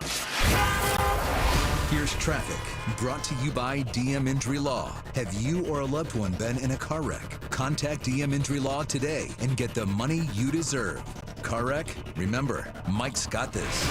2 car crash northbound 35 at 635 on the shoulder, just a distraction and some debris in the roadway. Northbound 29 on the far north side of the metro, right at 64th Street, stopping traffic. Also slow out of downtown, southbound 35 and eastbound 70. I'm Lori Pearson, 96.5, The Fan Traffic. You're listening to 96.5 The Fan from the Mission Plumbing, Heating, and Cooling Studios. Hey, Kansas City, it's Bobby Witt Jr. Welcome into The Drive with Carrington Harrison on your home for Royals baseball. 96.5 The Fan. There's some conversation happening in our text line, 913-586-7965, with people either asking or saying, didn't the state of Missouri help St. Louis pay for Busch Stadium? And I'll go ahead and nip that in the bud. No, the state of Missouri did not help pay for Busch Stadium. Busch Stadium was paid 90% by private funding, and the other 10% came from St. Louis and St. Louis County. The state of Missouri itself did not have any part in the building of the new Busch Stadium. They did, however, pay for some upgrades in and around, or I should say around the ballpark. They paid for highway upgrades near the stadium, as well as the ballpark village that surrounds Busch Stadium. So for those that are like, well, Missouri helped the Cardinals pay for their stadium, why wouldn't they do that for the Royals? Well, it's because they didn't. The state did not help them pay for the new stadium. So there's a discrepancy there that maybe a lot of folks don't quite understand, but the conversation will continue. And it's going to be interesting to see, still just awaiting word to see if the session even began at this point. But I do want to have some discussions here because we talked in the 3 o'clock hour, or 2 o'clock hour, I should say, a lot about the Royals. We talked about Cag's debut, obviously. However, there are some intriguing conversations to be had. One of those, and we talked very, very briefly about it, Noah Cameron versus Michael Lorenzen, right? Noah Cameron has been a revelation this year for the Royals. In 4 starts this year, he has gone at least 6 1/3 every start and has given up 1 or fewer earned runs in all 4 of those starts. First guy to do that since Fernando Mania back in the early 80s with the Los Angeles Dodgers. First time it's been done in 40-plus years. Meanwhile, Michael Lorenzen has struggled this year, especially in his last 2 starts, and specifically last night, gives up 7 earned runs across 2 2/3 of an inning. So the conversation becomes Noah Cameron versus Michael Lorenzen. Who is the number 5 starter? I said last week, and I said earlier this week, I think Noah Cameron has to be the guy. He has got to be your number 5 starter. He's proven it. If anything, at the least, he's proven that he should never go back to Omaha, at least not for a very, very long while. He's been outstanding in the first 4 starts of his major league career. Lorenzen is struggling.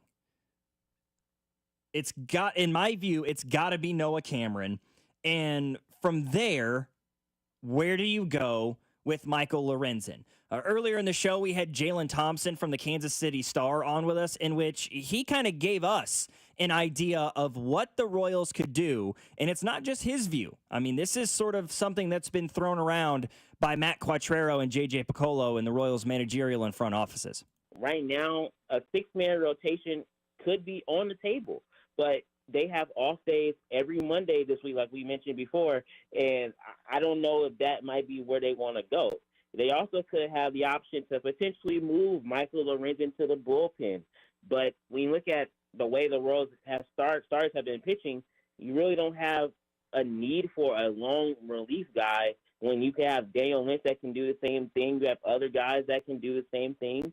So when you really look at it, they have to decide what is going to be their best option moving forward. And I think a lot of that's going to depend on what happens in today's game. You mentioned Noah Cameron starting today. So it's going to be what happens today, how do they look, how do they want to fit this thing together. But one thing we do know is Cole Reagans is going to start tomorrow, and they have to make a decision. So it's going to be pretty interesting to see what that decision is going to be. I think in a perfect world, with the way that Noah Cameron's pitching, when you've got Chris Bubich pitching at a Cy Young level, Michael Wacha's having another really, really solid year, Seth Lugo is Seth Lugo, and Cole Reagans, if he gets back to being Cole Reagans, in a perfect world, you would probably just DFA Michael Lorenzen, or you would try to find a trade partner for a guy like Michael Lorenzen. What gives me pause about waiving somebody like a Michael Lorenzen is this pitching staff is not nearly as healthy, or at least hasn't been nearly as healthy as it was last year up to this point. We've seen Cole Reagans go on the IL a couple of times. We've seen Lugo battle some injuries already this year. That gives me a great deal of pause in the idea of just DFAing or trading away a guy like Michael Lorenzen. But at the same time, it's hard to justify throwing a guy like that in the bullpen, too, as like your long relief option. When Daniel Lynch is already in the bullpen, he's pitched incredibly well this year, and he's a former starting pitcher in his own right. So you already have kind of a long reliever, and you haven't needed a long reliever, aside from really when Michael Lorenzen's been pitching. This Royals pitching staff, Cameron and Bubic and Waka, these guys are consistently eating 6 innings. We know Seth Lugo's an innings eater. He's been that way since he arrived in Kansas City. He's going to consistently give you 6. At minimum 5, even if he doesn't have his best stuff. Reagans is usually the guy that you're looking at 5 or 6 innings in because he's such a strong strikeout pitcher that his pitch count usually begins to rise a lot quicker than the other guys because he just generates a large number of Ks. I don't know.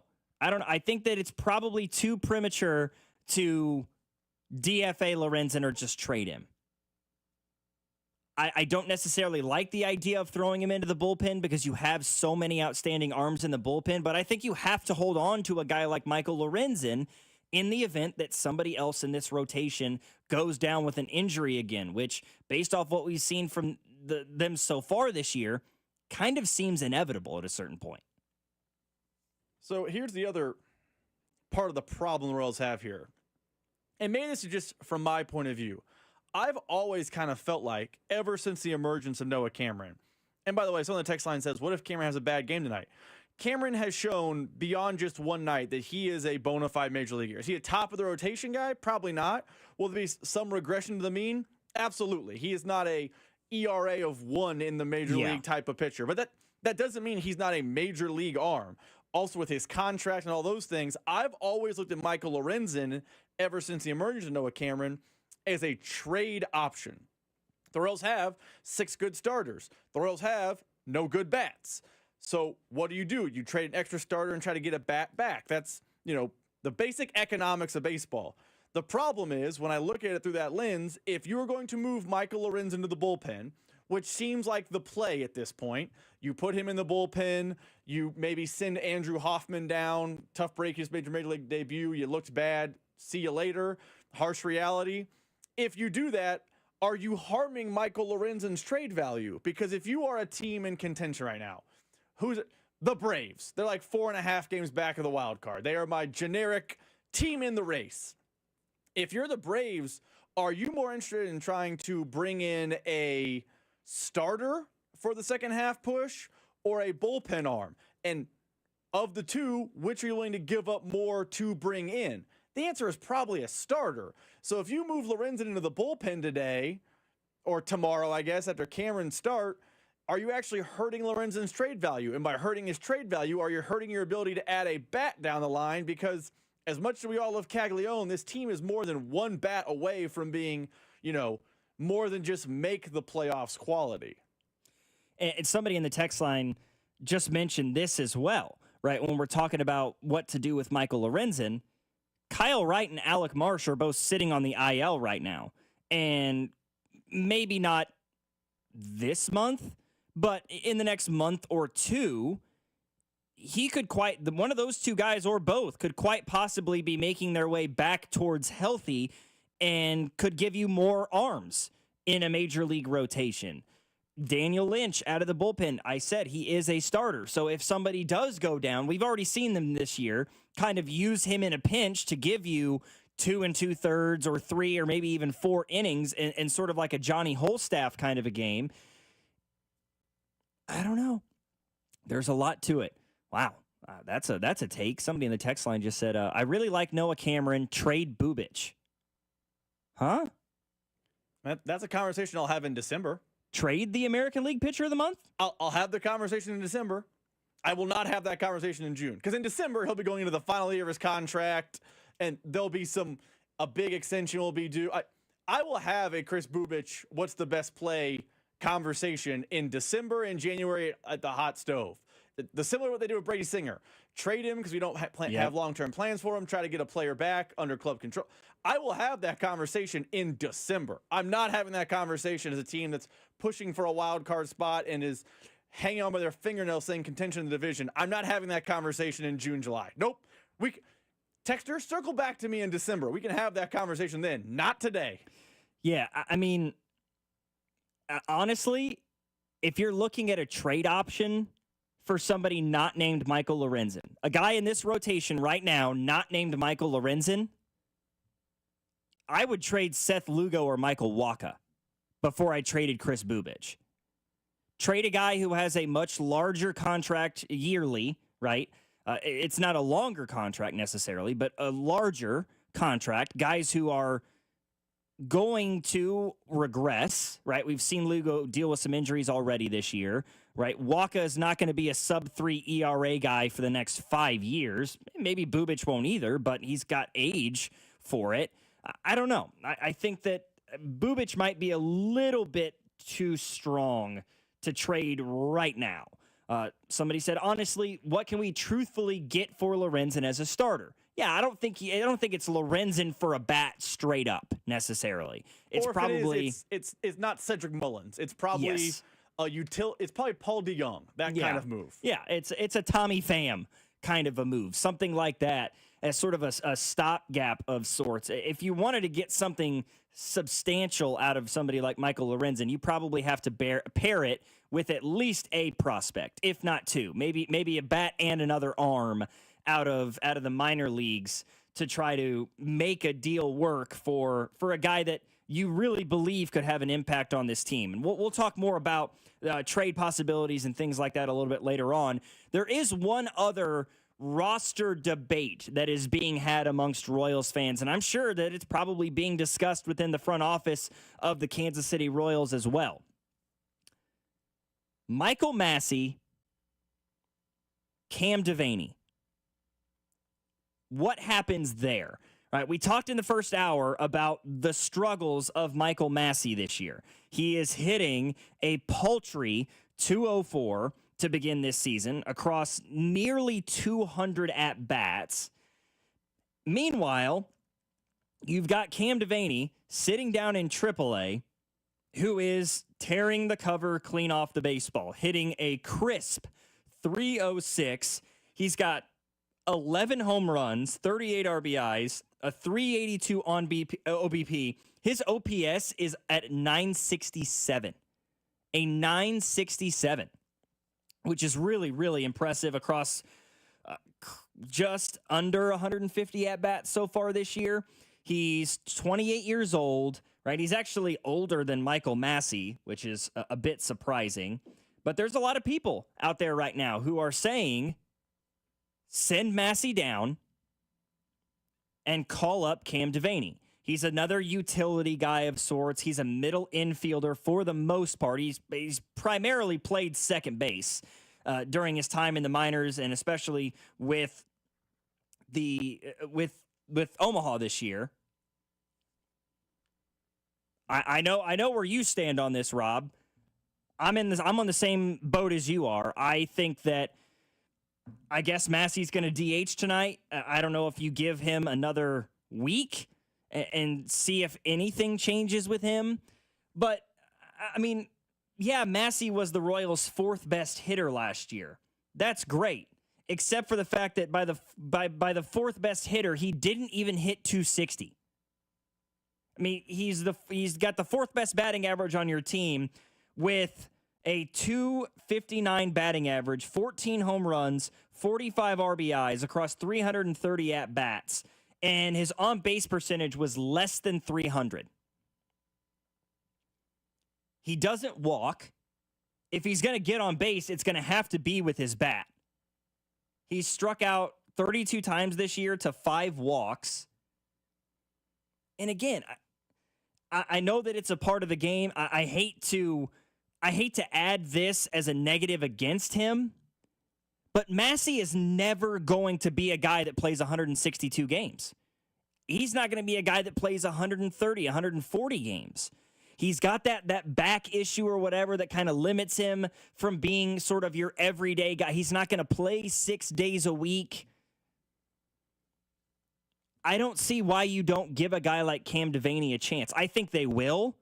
And if they do, Massey has to be the guy you send down. You've got 6 infielders right now on your roster. You've got 5 outfielders.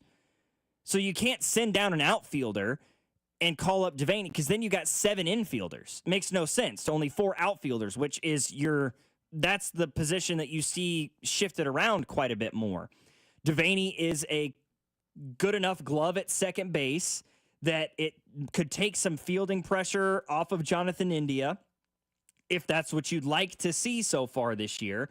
I mean, he's got a career 992 or 99.2 fielding percentage. Give the guy a chance. Continue to do what you've done so far this year. If you're the Kansas City Royals, try to plug holes from within your organization, right? You had problems with outfield bats early in the year. All right, let's call up Drew Waters. He's been awesome to start this year, hitting up over 280. You weren't sure what was going to happen at third base. Oh, Mikel Garcia is having an all-star caliber year. Great. Continue to roll with that. They've called up Nick Lofton to try to solve some of the utility issues. They've made the move for John Rave. They DFA'd Renfroe. They DFA'd Stratton. They sent Melendez back down. They're trying to find pieces that are already inside the organization to try to fix it first. And then after you've exhausted all those options, okay, now we can look towards the trade deadline, or we can look at this guy who's recently been waived as maybe a guy who could get another opportunity somewhere.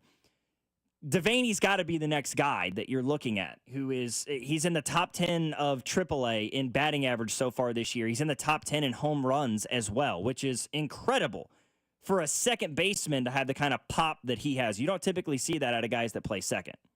So here's the thing, and the top texter makes a point. Everyone loves minor leaguers because you've never seen them fail. Fair. 100%. It's the backup quarterback syndrome. I will say this about Cam Devaney and Michael Massey. Me and you are on the same page. There's a couple other things at play here. One, you never know a player can or can't do it until you've seen them do it. And Cam Devaney has not come up ever in his Royals career. This isn't, Nick Lofton, Drew Waters, that wave is a little bit different because they have had cups of coffee at the major league level. They have shown that at times the level looked like it was too big for them, and they got a second chance. Cam Devaney's never been given that first chance. So, yes, we all love minor leaguers. We've never seen him fail. That also means the Royals have never seen him fail, and they're giving guys a second chance before his first. Also, and I don't want to get into the nitty-gritty of the contract negotiations because baseball contracts are complex, but here's a simple way to look at this. Michael Massey has options. You don't have to cut him. You can keep him in the organization and send him down there. The same way if you're J.J. Piccolo, John Sherman, the power structure over at One Royal Way, did MJ Melendez. You did it for, you're not hitting here. You have to go down there. You have to, show you're too good for the level. We had a text earlier say he should probably come back up soon because he is hitting down there. Not a terrible idea. You've seen this organization in the past send guys down who have options to try to, get some confidence, get your hitting back, and let's get a second run. To an extent, they've done that with Nick Lofton and Drew Waters, and those things have happened. So this is not an anti-Michael Massey stance, although I think his stats indicate that maybe he's not a major leaguer right now. It's in his head. Whatever's happening, it's just not working. If nothing else, let's find out if Cam Devaney is or isn't a major leaguer. And maybe Cam Devaney is a quadruple A guy. Maybe he's Kia Kaihue. Maybe he's Ryan Shealy. The Royals have a past littered of quadruple A guys who are just too good for triple A, not good enough for the majors. But let's find out, as opposed to watching him tear the cover off the ball in Omaha and watch the alternative have the lowest OPS in baseball every day.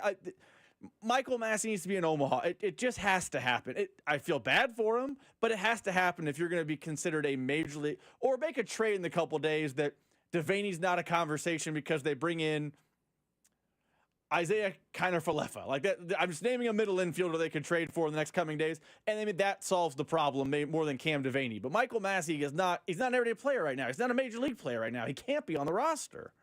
You mentioned a couple of examples there of guys who kind of made some shifts between major leagues and then they got sent back. Maikel Garcia is a good example of that. Maikel made his debut with the Royals. He actually hit the ball pretty well for a while, and then he started to taper off a bit. They started him out in AAA the next year, and he hit the ball well. He gets called back up to the big league club, and he was great last year. And now this year, he's off to another very, very good start. It's not always the worst thing in the world to send a guy down just to try to raise the confidence level a little bit, try to see the ball a little bit better.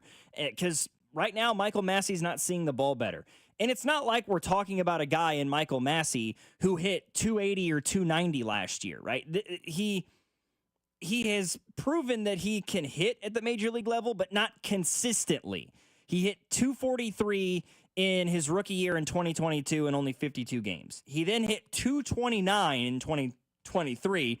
He hit 259 last year, albeit in only 100 games. And now this year he's hitting 204. So he's a career 236 hitter. This is not a guy we're talking about who's a career 260, 270 kind of guy. So, yeah, I think there's some time here. 913-586-7965. We got a lot of messages about that. We may take a look at those on the other side of the break here. But coming up, I want to have a discussion about OTAs. Because we get these stories every year that hype these people. Everybody gets excited. Everybody buys into a guy or two every offseason, and we fall for it, and it ends up, we end up getting hit in the face by it. So let's talk about it. Because there are people who are trying to hype up Sky Moore during OTAs. We'll talk about that next. Logan Weber in here today on The Drive, filling in for Carrington Harrison. Of course, our producer for the program, Rob Britton, in as always. You're listening to 96.5 The Fan, your home for Kansas City sports. The Drive with Carrington Harrison on your home for Kansas City sports. 96.5 The Fan. Brought to you by DM Injury Law. Have you or a loved one been in a car wreck? Contact DM Injury Law today and get the money you deserve. Car wreck? Remember, Mike's got this. The power of Dell AI with Intel Inside is transforming the world of pro sports. Teams can see curveballs coming with predictive analytics. Coaches can use AI insights to help players improve their shots in real time. And fans can get more out of every winning moment with AI-enhanced replays. Unbelievable! What a play! See how Dell Technologies with Intel Inside can power your wins at Dell.com/win. Here's comedian Howie Mandel for hands-free Cozy Fit Skechers slip-ins. Hey everybody, I'm holding a new Cozy Fit Skechers slip-in sneaker, and first of all, I barely know I'm holding it. It's that light. You see, Cozy Fit is a cool new sneaker where the upper is made of a soft quilted material. It's kind of like a little puffer jacket for your feet, except it looks like a super stylish sneaker.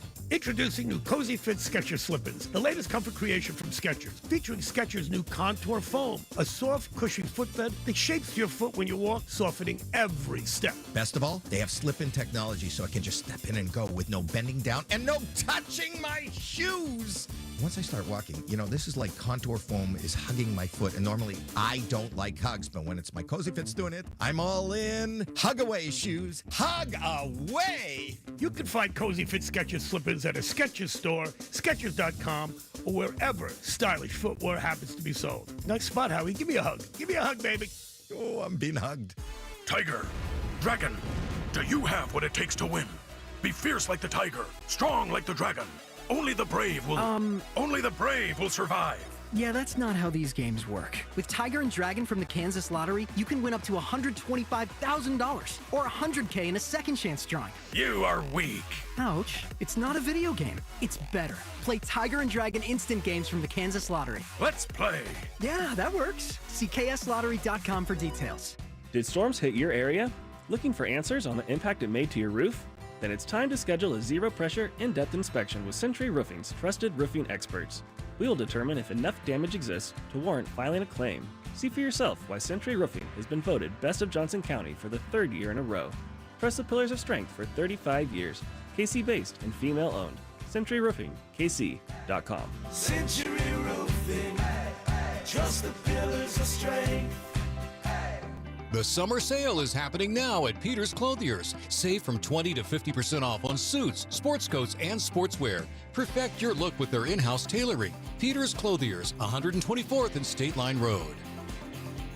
One of life's greatest mysteries has finally been solved. Who let the dogs out? Spruce, spruce, spruce. It's Spruce, the new hard-working, worry-free weed and grass killer that's safe for use around people and pets. When used as directed, spray the leaves for visible results in just 1 hour and dead weeds in just 1 day. You spray, they play. Weeds die by the next day. Find Spruce wherever weed killers are sold. From executive producer Curtis 50 Cent Jackson. All right, everybody listen up. We starting our own label. The Hit Stars original series BMF returns. The music game could put us up on Connects. Welcome to the 1995 Social War. This is how we do it. Don't miss the explosive return of BMF. I'm calling the shots now. I'm the face of this organization. You always gonna be in my shadow. Season premiere Friday, June 6th. Only on Stars and the Stars app. It's Rawhide Harley's Sign and Ride event. No cash down needed. Rates as low as 1.49% APR on select Harleys. Put no cash down, sign, and ride away on your new Harley from Rawhide Harley. Save thousands on interest at Rawhide Harley Davidson. Under credit on income 24 low rate of ST, low rate of S for like 3 miles. See dealer for details. I'm Bob Burke, founder and chairman of Burke America Parts Group, a family of brands that includes RepairClinic.com, an appliance and HVAC parts solution company that's grown into an international brand. Before AmericanEagle.com, we partially launched a new technology platform developed by another firm. American Eagle helped take our technology to a whole new level with digital marketing, software development, and business insights into our key markets, appliances, HVAC, and outdoor power equipment, and did so both on time and on budget. AmericanEagle.com has the resources, experience, and talent needed to produce solutions. Our new technology platform, developed by AmericanEagle.com, has produced tremendous results with higher traffic, conversion, engagement, and online revenue. If you have any home repairs you need to take care of, check us out at RepairClinic.com. If you need a world-class website or technology project, then I would highly recommend AmericanEagle.com. Call AmericanEagle.com at 773-NETWORK. That's AmericanEagle.com, 773-NETWORK. Here's traffic, brought to you by DM Injury Law. Have you or a loved one been in a car wreck? Contact DM Injury Law today and get the money you deserve. Car wreck? Remember, Mike's got this. Two-car crash southbound 35, just past 70 westbound, closing the left lane in the downtown loop. Also another crash on the shoulder of northbound 35, right at 635. I'm Lori Pearson, 96.5, The Fan Traffic. This is 96.5 The Fan, your home for Chiefs football.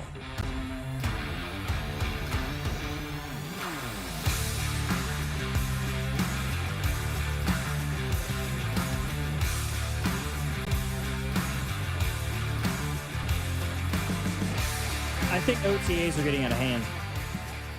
I think it happens every year where we get to voluntary workouts and there's a guy or two or three that, you know, he comes in looking a little bit leaner, a little bit fitter, a little bit faster, and you're like, oh, you know, this might be the year he puts it all together, right? We've heard that about Justin Ross for a few seasons. We heard about Jody Fortson for years and years, and now we're hearing it about Sky Moore.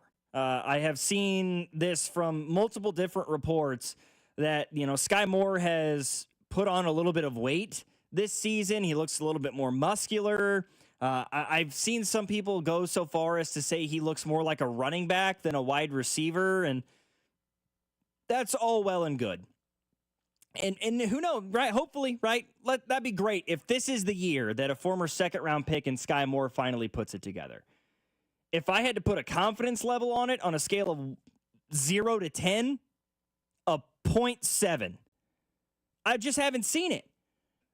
I mean, I'm not trying to disparage, but how could I have any level of confidence in Sky Moore because he put on 10 pounds and looks more muscular when the problem hasn't been his stature, it hasn't been his strength, it's been his catching, it's been his route running, it's been his ability to even get on the field in the first place. I mean, he hasn't proven that he can even take advantage of snaps when he's on the field. So why should it matter to me that he comes in 10 pounds heavier than he did a year ago? That's just OTAs for you. I mean, we're still months away from the season. Now, there are some good stories coming out of OTAs. We got our first look. We got our very first look at Rashee Rice coming off of the injury, doing on-field workouts today. He didn't have a knee brace on. He looked very agile, which was great to see. Reports we got today that Josh Simmons was actually a full participant in OTAs today, which is another very, very good sign. I don't know. It's just one of those things, and Rob, we were talking about it before the show, that you're just never going to get a ton of meat or substance out of OTAs. It's just a way, the guys are getting back loose after the offseason, and, you know, for Sky Moore,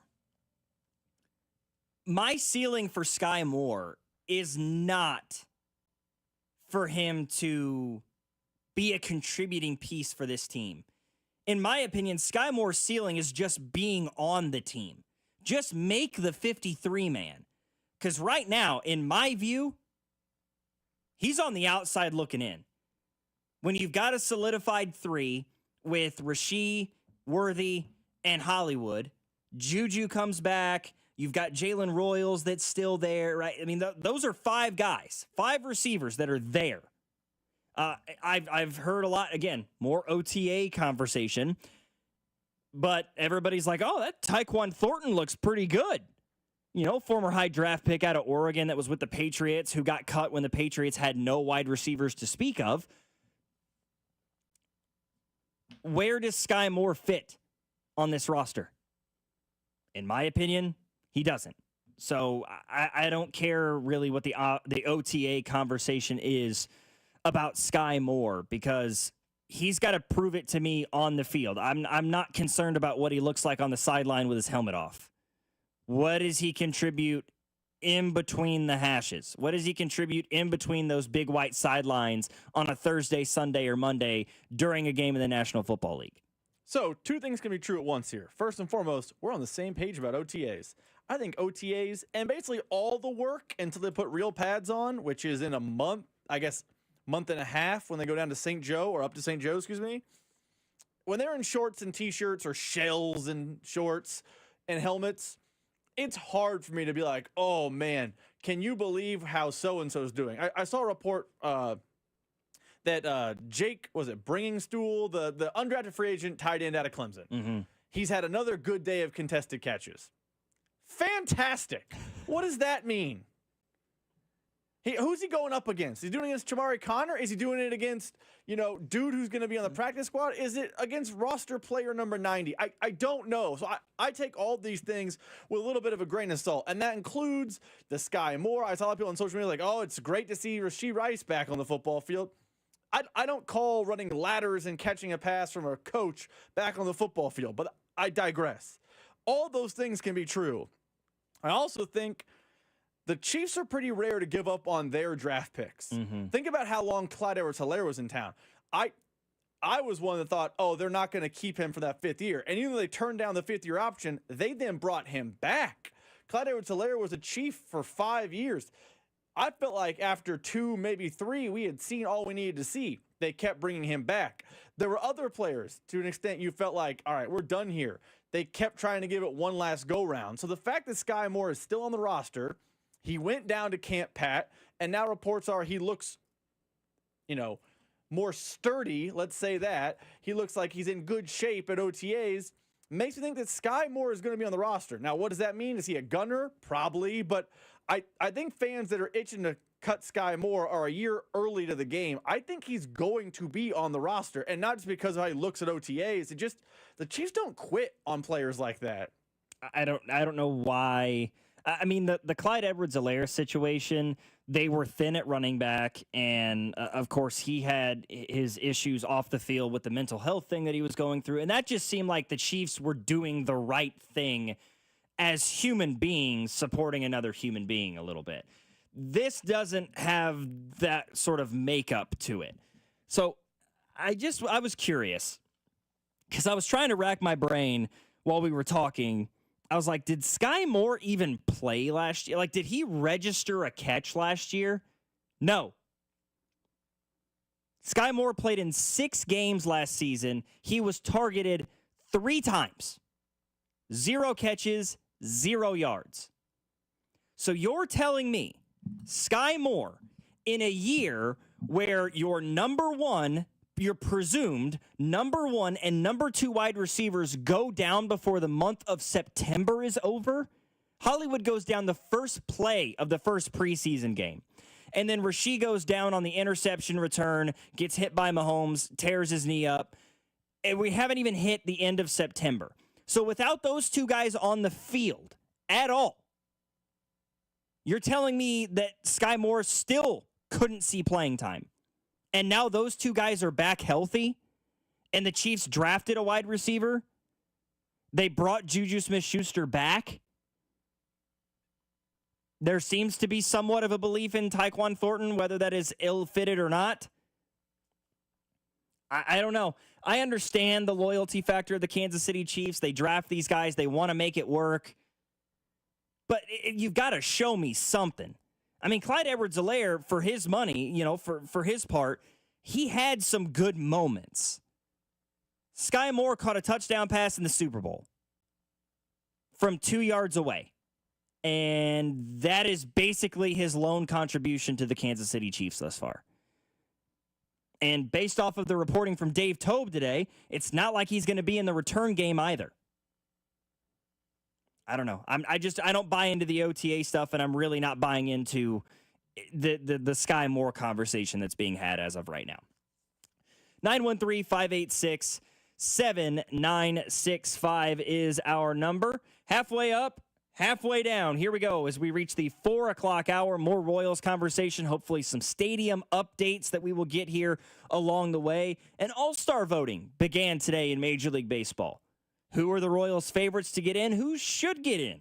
We'll talk about all that coming up here in the 4 o'clock hour. Logan Weber filling in for Carrington Harrison. You're listening to The Drive on 96.5 The Fan. Hey, it's Cole Reagans from the Kansas City Royals. You're listening to The Drive with CDOT on 96.5 The Fan. Brought to you by DM Injury Law. Have you or a loved one been in a car wreck? Contact DM Injury Law today and get the money you deserve. Car wreck? Remember, Mike's got this. Here's traffic, brought to you by DM Injury Law. Have you or a loved one been in a car wreck? Contact DM Injury Law today and get the money you deserve. Car wreck? Remember, Mike's got this. 2-car crash southbound 35, just past 70 westbound, closing the left lane in the downtown loop. Also another crash on the shoulder of northbound 35, right at 635. I'm Lori Pearson, 96.5, The Fan Traffic. What he'll never have is the love I have for you. What he'll never have. The smash hit from Dylan Scott appears on the brand new album, Easy Does It. The album also features the #1 song, This Town's Been Too Good to Us. This town's been too good to us. Until I Can, I Will. I'll do whatever it takes. Yeah, believe me when I say till I can, I will. Dylan Scott. Search, follow, and listen now on all music streaming services. Sponsored by Curb Records. This is the story of the one. As a lineman, he does whatever it takes to keep the power on in his community. And he wants a partner like Grainger who does the same. Grainger offers the professional-grade products he needs, from voltage detectors to harnesses to hard hats, plus fast, dependable delivery, so he can rise to every challenge. Call 1-800-GRAINGER, click Grainger.com, or just stop by. Grainger, for the ones who get it done. Brought to you by MVP. Only $39 for an AC tune-up. Book now at themvpkc.com. MVP Air Conditioning, Heating, Plumbing, and Electric is your home's MVP this spring and summer. Get a summer AC tune-up for just $39 and avoid costly repairs. 913-214-1212 or visit themvpkc.com. MVP. One call does it all. It's one of Kansas City's most fun nights of the year. It's Guns and Hoses, where area firefighters box area police in 13 exciting bouts for the families of our fallen first responders. This year's Guns and Hoses, Saturday night, June 7th, at historic Municipal Auditorium in downtown Kansas City. Tickets are just $25. Get them while they last through Ticketmaster or at Municipal Auditorium box office. Guns and Hoses, Saturday, June 7th. Honey, I absolutely love how Powell Exteriors Casey is transforming our home. We can't stop now. The new deck and James Hardy siding has the neighbors asking questions. I told them contact Powell Exteriors Casey. They'll listen, assess your needs, offer solutions, and super easy financing at 0% for 18 months on everything. Siding, windows, decks, and custom covers, entry doors, roofing, and more. Check out their work on Facebook and Instagram. For more than half a century, contractors and trade professionals have relied on WeatherGuard for heavy-duty truck and van storage equipment, not just to protect their tools, but to protect their professional reputations. Whether it's inside or outside of work vehicles, a WeatherGuard badge means pros can trust that their hard-earned name is in good hands. Since 1968 and every day since, WeatherGuard has been protecting anything it takes to build a professional reputation. WeatherGuard, established in 1968, proven every day. WeatherGuard.com. This is the story of the one. As a lineman, he does whatever it takes to keep the power on in his community. And he wants a partner like Grainger who does the same. Grainger offers the professional-grade products he needs, from voltage detectors to harnesses to hard hats, plus fast, dependable delivery, so he can rise to every challenge. Call 1-800-GRAINGER, click Grainger.com, or just stop by. Grainger, for the ones who get it done. Check engine or ABS light on? Take the guesswork out of your warning lights with O'Reilly Veriscan. It's free. Ask for O'Reilly Veriscan. O'Reilly Auto Parts. But what he'll never have is the love I have for you. What he'll never have. The smash hit from Dylan Scott appears on the brand new album, Easy Does It. The album also features the #1 song, This Town's Been Too Good to Us. This town's been too good to us. Until I Can't, I Will. I'll do whatever it takes. Yeah, believe me when I say till I can't, I will. Dylan Scott. Search, follow, and listen now on all music streaming services. Sponsored by Curb Records. Check engine or ABS light on? Take the guesswork out of your warning lights with O'Reilly Veriscan. It's free. Ask for O'Reilly Veriscan. O'Reilly Auto Parts. Royals Covered, sponsored by Metal by the Foot, your metal project superstore. Whether you're a DIY enthusiast, a contractor, or business owner, Metal by the Foot has the perfect solution for you. Located in KC and Topeka, online at metalbythefoot.com. When you need a piece of metal, remember, metal doesn't have to cost an arm or a leg, just the foot.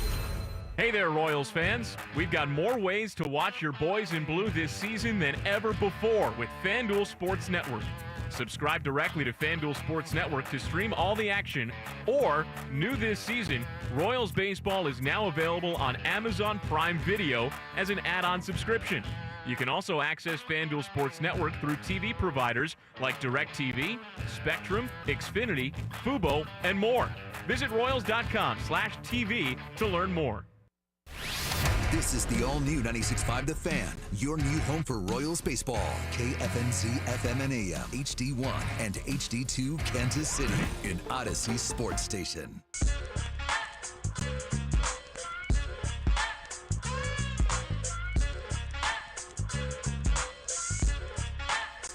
More Royals baseball tonight, more Jack Caglione to look forward to as Kansas City gets set for a matchup against St. Louis out in Busch Stadium.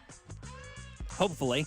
I know that there's some weather in the forecast, some severe thunderstorms. They've issued some tornado watches for like that St. Louis area. That I just saw a report. They closed the St. Louis Zoo already this afternoon. So I know as of right now, the plan is to still go ahead and play ball, but the things we're seeing outside of Busch Stadium in the St. Louis area do not look great. So we might see a delay or even a postponement of tonight's game. We'll have to wait and see. But we did get a chance to watch the Kansas City Royals with Jack Caglione in the lineup last night. As you're listening to The Drive, Carrington Harrison out today, Logan Weber in, hosting tonight's program. Rob Britton behind the glass producing as always. Royals got a 10-7 win after a Bobby Witt Jr. 2-run home run in the first got the scoring started. Lorenzen gives up 2 in the second, 5 in the third, and all of a sudden the Royals are trotting into the top of the 5th inning down 2-7.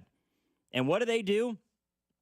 A 6-run inning begun by a Nick Lofton home run that ended up getting everybody involved after that. Waters with a hit. Isbell had 2 knocks. A 3-hit game for Jonathan India yesterday as he continues to see his batting average climb.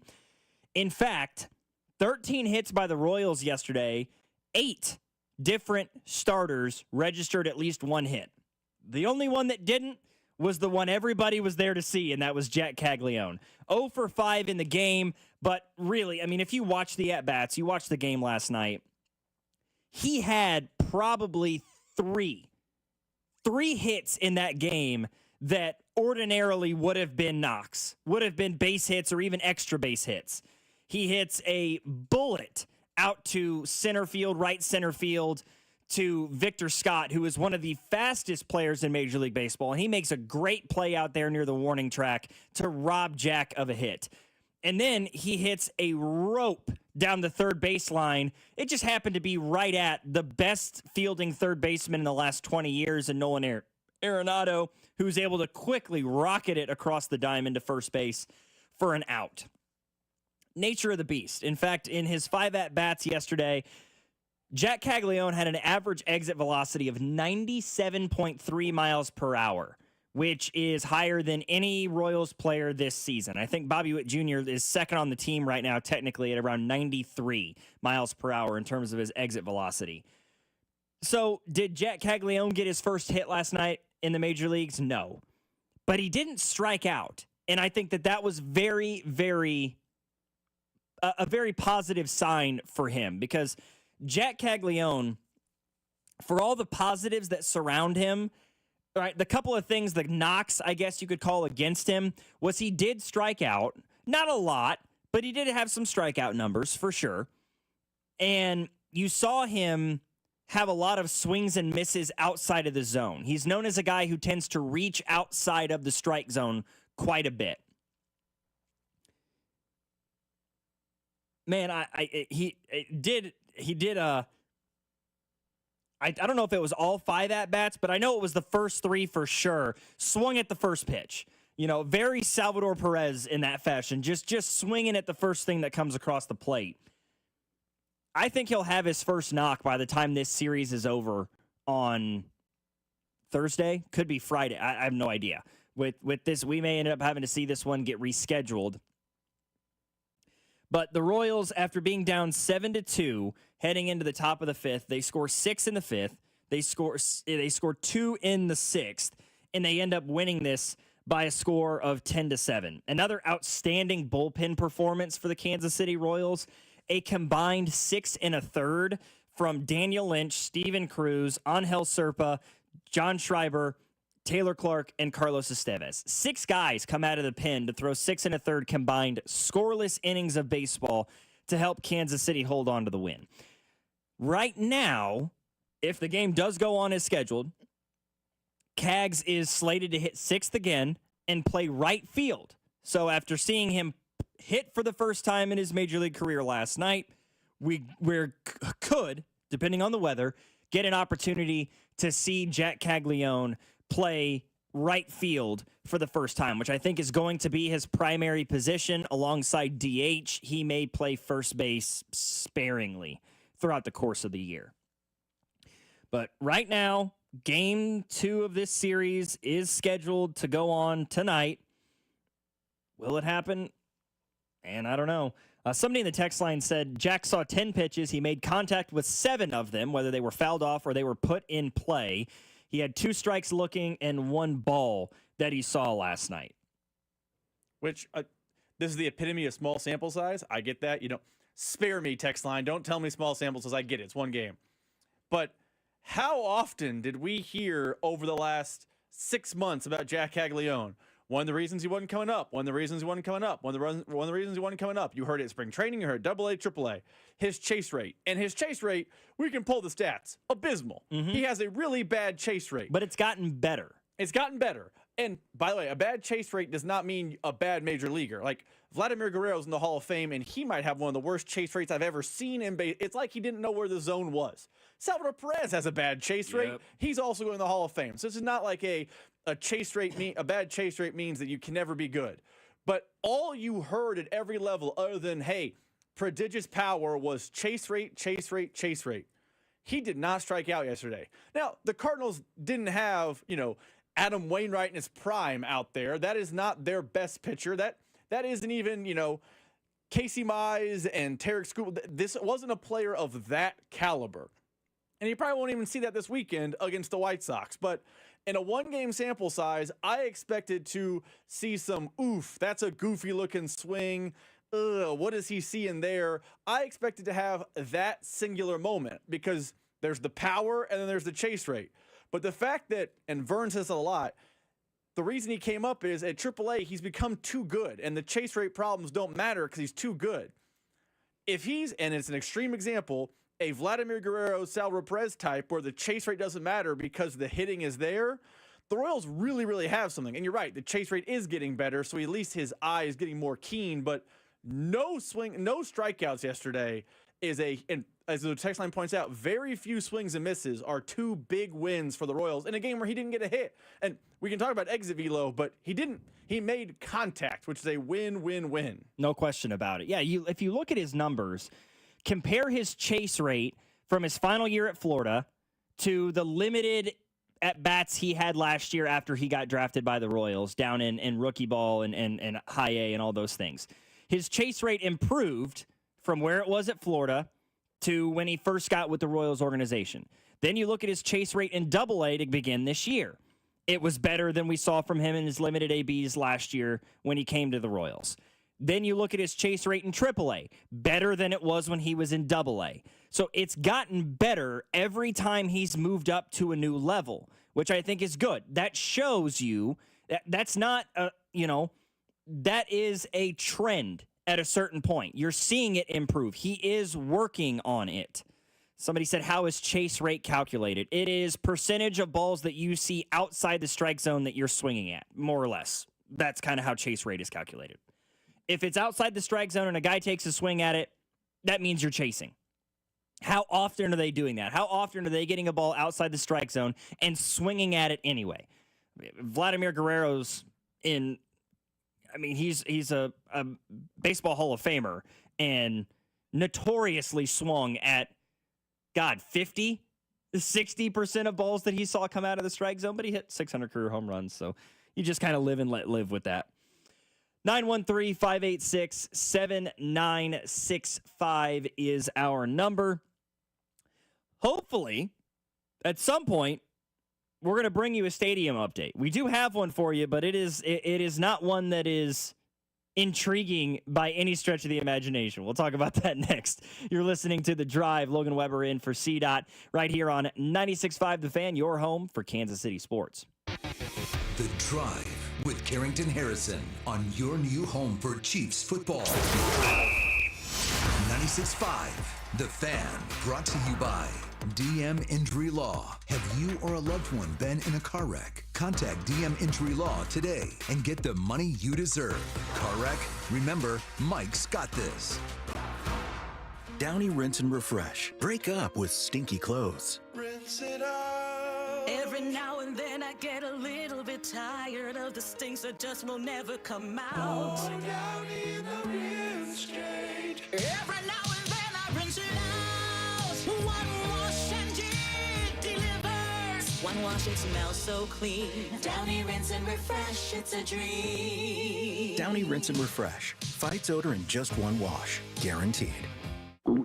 Oh no, stomach issues again? Stomach issues? Who are you? Your pancreas. I could be the real reason for your diarrhea, gas, bloating, stomach pain, or loose oily stools. I thought it was my stomach. People often do, but any of these symptoms could mean having a condition called exocrine pancreatic insufficiency, or EPI. With EPI, the pancreas doesn't release enough enzymes to break down food, but EPI is manageable. Use the symptom checker on identifyepi.com and speak with your doctor. That's identifyepi.com. Sponsored by AbbVie. FanDuel is the best place to find all your favorite player props for the NBA Finals starting up this week. And now you can make the smarter play with new performance trends. If you want to check a player's consistency during the playoffs, or maybe they've been flirting with that potential triple-double, get the latest stats right inside the app and see who's heating up. And after the tip-off, you can combine live prop bets into a same-game parlay for a chance to win big. If you don't already have FanDuel, it's not too late to get on the action. You'll get started with $200 in bonus bets if your first $5 bet wins. So just visit FanDuel.com/Alex to join today.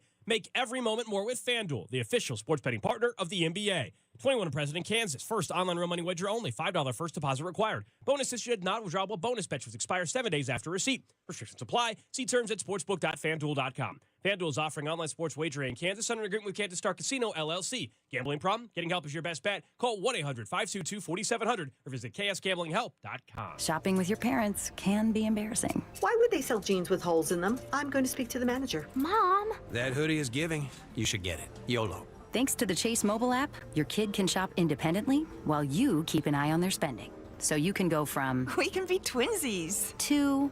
How was shopping? Saw you stayed on budget. Thanks, Mom. Freedom for kids, control for parents. That's family banking from Chase. Account subject to approval. Chase mobile app is available for select mobile devices. Message and data rates may apply. JP Morgan Chase Bank N.A. member FDIC. Another checkup? Why are so many people getting new puppies? Dr. Kim's veterinary office is littered with cuteness. We are booked solid for weeks, but who can say no to a puppy, right? Oh, good boy. She needs to find extra vet techs to get those pups some extra love. I need Indeed. Indeed you do. When you sponsor a job on Indeed, candidates can find it easier, so you can hire easier. Redeem your $75 credit at Indeed.com/credit. Terms and conditions apply. You ever try fixing your car and realize you're missing that one part? Yeah, been there. That's why eBay's my go-to. They've got millions of parts, guaranteed to fit. I'm talking brake pads for when yours have seen one too many miles of stop and go. Oil filters, because you don't mess around with your engine care. Even got this cold air intake on my watch list. I might just go for it. To keep the ride cool and your DIY streak hot. Find all the parts you need at prices you'll love. Guaranteed to fit every time. eBay. Things people love. Eligible items only. Exclusions apply.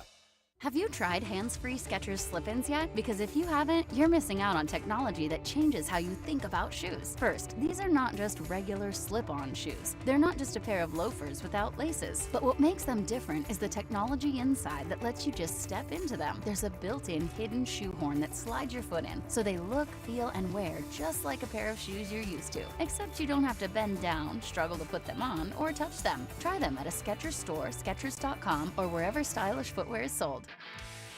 This is the story of the one. As a lineman, he does whatever it takes to keep the power on in his community.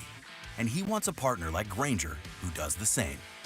Grainger offers the professional-grade products he needs, from voltage detectors to harnesses to hard hats, plus fast, dependable delivery, so he can rise to every challenge. Call 1-800-GRAINGER, click Grainger.com, or just stop by. Grainger, for the ones who get it done. Everyone has a fave Wendy's Frosty flavor. And when you're choosing from chocolate or vanilla, it's not that hard. But now, there's all new Frosty Swirls and Frosty Fusions. So try picking your fave from Oreo Brownie Fusion, Pop-Tarts Strawberry Fusion, Strawberry Swirl, Brownie Batter Swirl, Caramel Swirl, and Caramel Crunch Fusion. Not so easy now, huh? For a fresh way to Frosty, gotta be Wendy's. Open till midnight or later. At participating U.S. Wendy's, hours may vary by location. Oreo is a trademark of Mondelez International Group. Pop-Tarts is a trademark of Kellogg North America Co., LLC. Used with permission. This is the story of the one. As a safety manager at a manufacturing plant, he does everything he can to keep his coworkers safe. From finding ways to reduce risks to keeping safety supplies in stock. And for that, he relies on Grainger, Grainger offers a broad range of quality products and next-day delivery, so he can always play it safe. Call 1-800-GRAINGER, click Grainger.com, or just stop by. Grainger, for the ones who get it done. Every success you've had began with a great opportunity. Now there's another one.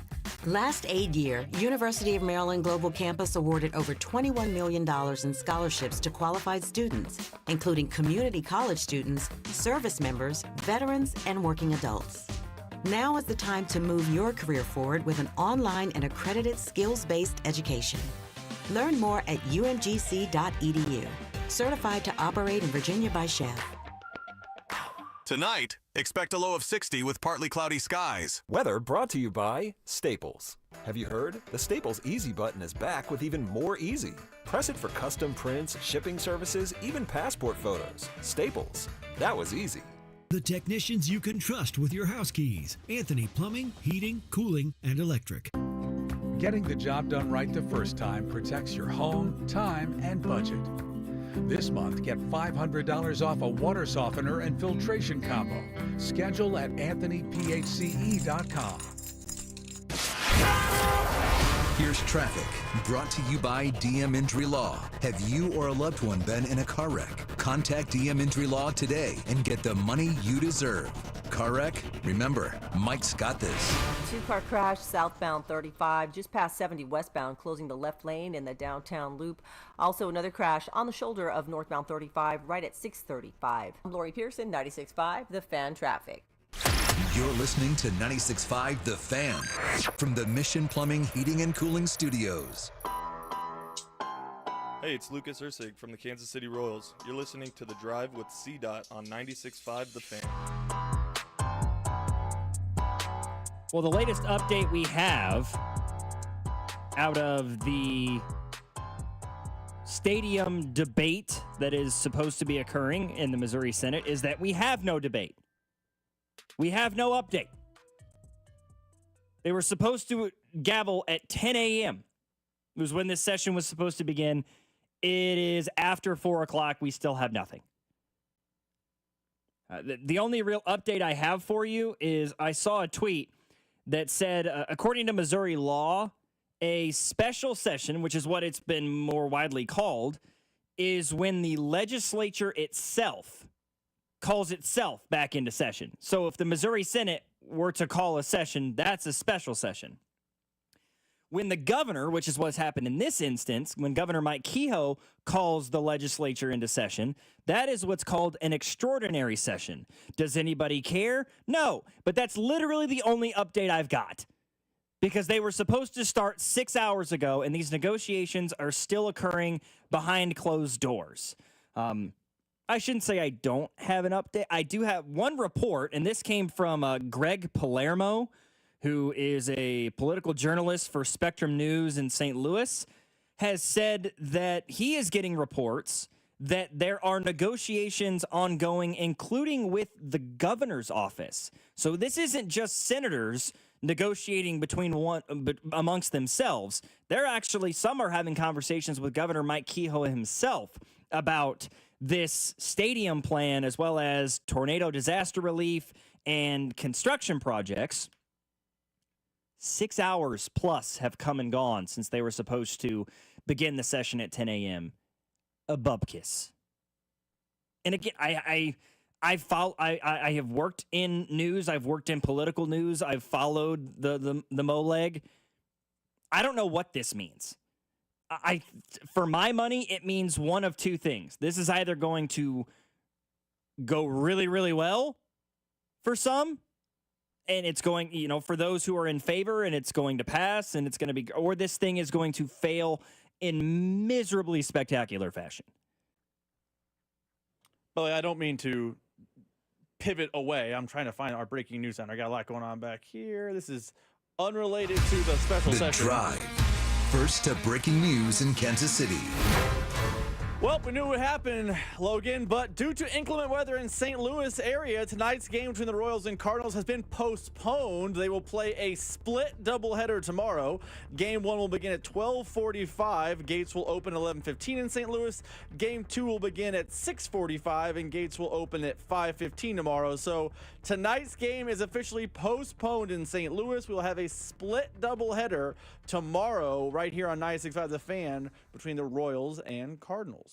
Yeah, not a surprising situation there. I mean, we talked earlier with Jalen Thompson of the Kansas City Star, and I'd asked him about the weather. And at that point, the plan was still to march on as scheduled. And then you started seeing more reports coming out. I started seeing severe thunderstorm warnings and tornado watches that were coming out in the St. Louis or greater St. Louis area. And then I saw the tweet that the St. Louis Zoo had closed. And I'm like, okay, that was at like 3:30. The zoo's closing. All right, that's an interesting one. I wonder what that means. And here we go, the inevitability of the game being postponed for tonight. So a day-night doubleheader tomorrow. So for those who are in attendance, for those, Royals fans or Cardinals fans that decided to take an opportunity, they are going to get to watch both Noah Cameron and Cole Reagan's pitch on the same day, presumably, which will be exciting. And you'll get to watch Jack Caglione play not once but twice in a single day. Be good one. That's a good one to sign up for if you decide to go to both. Somebody said, "What is a split doubleheader?" It's not a normal doubleheader. So the first game will be at 12:45. And the second game's at 6:45. So 12:45 first pitch in game 1. Game will end at, what would you say, Rob? 3:15, 3:45? Yeah. And then you'll have a 2 or 3 hour break. Typically with a split doubleheader like this, they will actually empty out the stadium, and you will have to either come back in or, if you have tickets for both games, you'll have to be scanned back into the game. It's not your normal doubleheader where it's a 3 o'clock, 7 o'clock where it's bang and bang. But right, both games are taking off back to back. So that's kind of the biggest difference between a normal doubleheader and a split doubleheader. Yeah, that's the very quick way. It's more a thing that matters if you're a fan going to a game, which I guess is possible if you were a fan heading to St. Louis tonight or tomorrow for the games, because now game 1 will be 12th will be today's game. Mm-hmm. So if you have tickets for today's game and you're driving to St. Louis, you can see the day game tomorrow. Or if you only have tickets for the night game, it now has gone from, I guess it's still a 6:45 first pitch tomorrow night. So that's the exact same. So it's mostly for fans in the stands, then, for technicality and things that people like we do for handling, maneuvering logs, things of that nature. But that is the layman's terms. They kick you out if you're in between games. Yeah. Get out. Okay, now you can come back in. Right? I imagine game 1 tomorrow will be sparsely attended. Usually when it's a makeup day and it's the next day and they kick you out, you don't see a huge walk-up. Is what you don't see. No.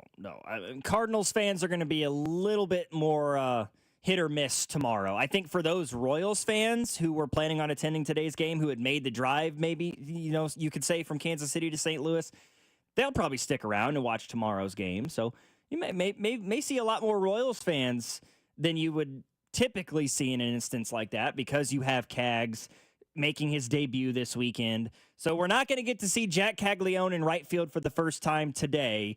We're going to have to wait and watch that one take place tomorrow. It also means for us, we are now on the air until 6 o'clock tonight, Logan. Yeah, and then you're not on at all tomorrow, basically. It basically means, hey, me and you now are going 2 to 6, and then tomorrow we're going for a nice half-hour jaunt in between games. Gotta love it. Yeah, it's going to be the game. It's going to be Vern, then the game, then Vern, then you guys for 20 minutes, then back to Vern. It's going to be a long day for all involved. It's going to be a fun one.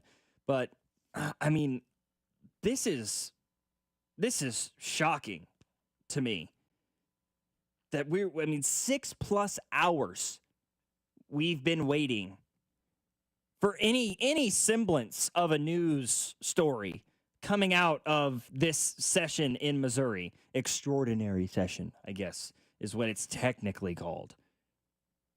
But nothing. Absolutely nothing has come out. I mean, I've looked at 4 or 5 different people who cover the Missouri legislature in Jefferson City, and nobody has made a report that like, oh yeah, they're actually, session is underway now 6.5 hours after it was scheduled to. Absolutely mind-boggling to me. However, there's more to talk about, not just stadium stuff. And I know it's been discussed ad nauseum. I know people who are tired of hearing about it. To be honest with you, I'm kind of tired of talking about it. I just want to know what's happening. Somebody just tell me what's happening. That's all that most people, I think, are waiting on. But the All-Star voting officially opened today. You can vote for one player at every position per league. As of now, you cannot vote for pitching. It is only position players. First, second, third, short, catcher, outfield, DH. That is what you vote on as of right now. So we were having this discussion prior to the show when we were prepping, Rob. If you look at this Royals team on paper, you look across the league, who are the obvious selection or selections for this Kansas City Royals team? For my money, I think this Royals team right now has 4 All-Stars. One or two of them much more obvious than the others, but I think this Royals team could have as many as 4 All-Stars.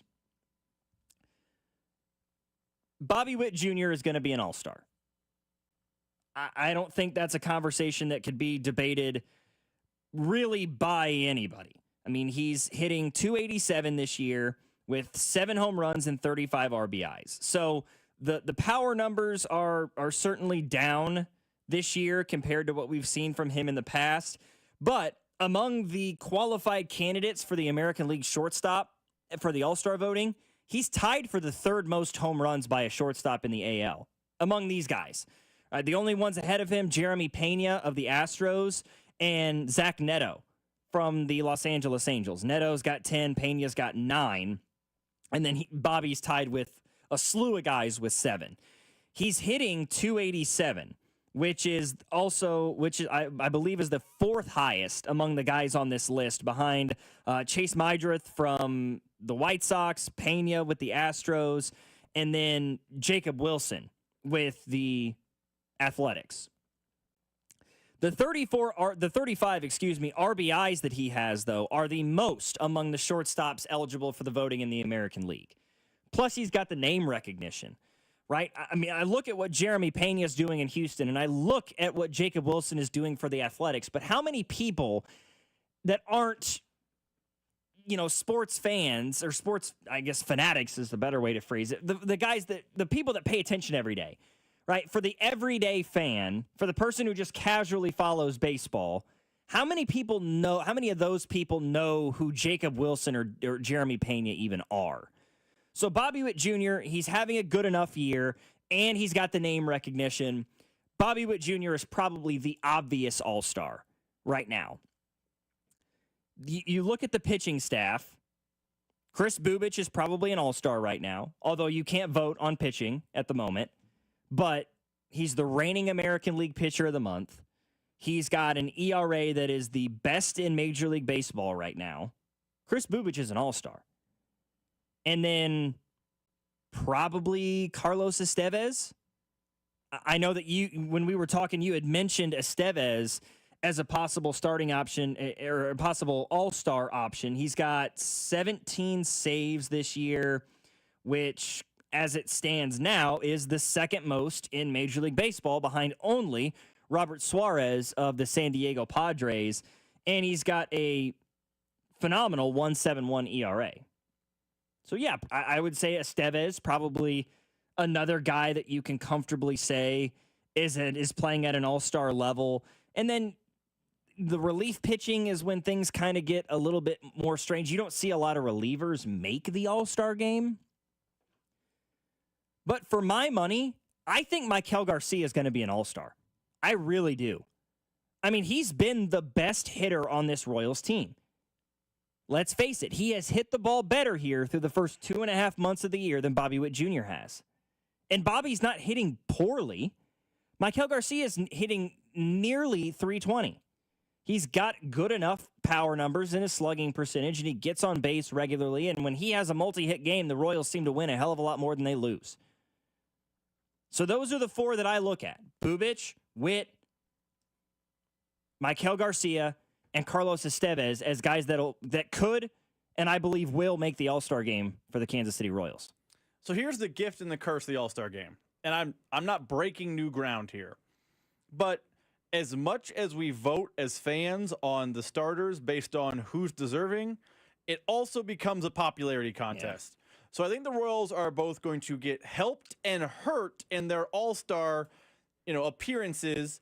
Unless Kansas City comes to the ballot like it's 2014, they're both going to get helped and hurt by the name cachet. I think Maikel Garcia is going to get screwed by name cachet because at third base in the American League, he is fighting an uphill battle. Yeah. Jose Ramirez is just better than him, first and foremost. This is not an anti-Maikel That's probably the best third baseman in baseball. Yeah, Jose Ramirez is awesome. Also, Alex Bregman has a lot more name cachet, and he plays in a town where people can get more votes in just by pure volume. No person in Boston, Nantucket, or the suburban area is going to be like, you know what?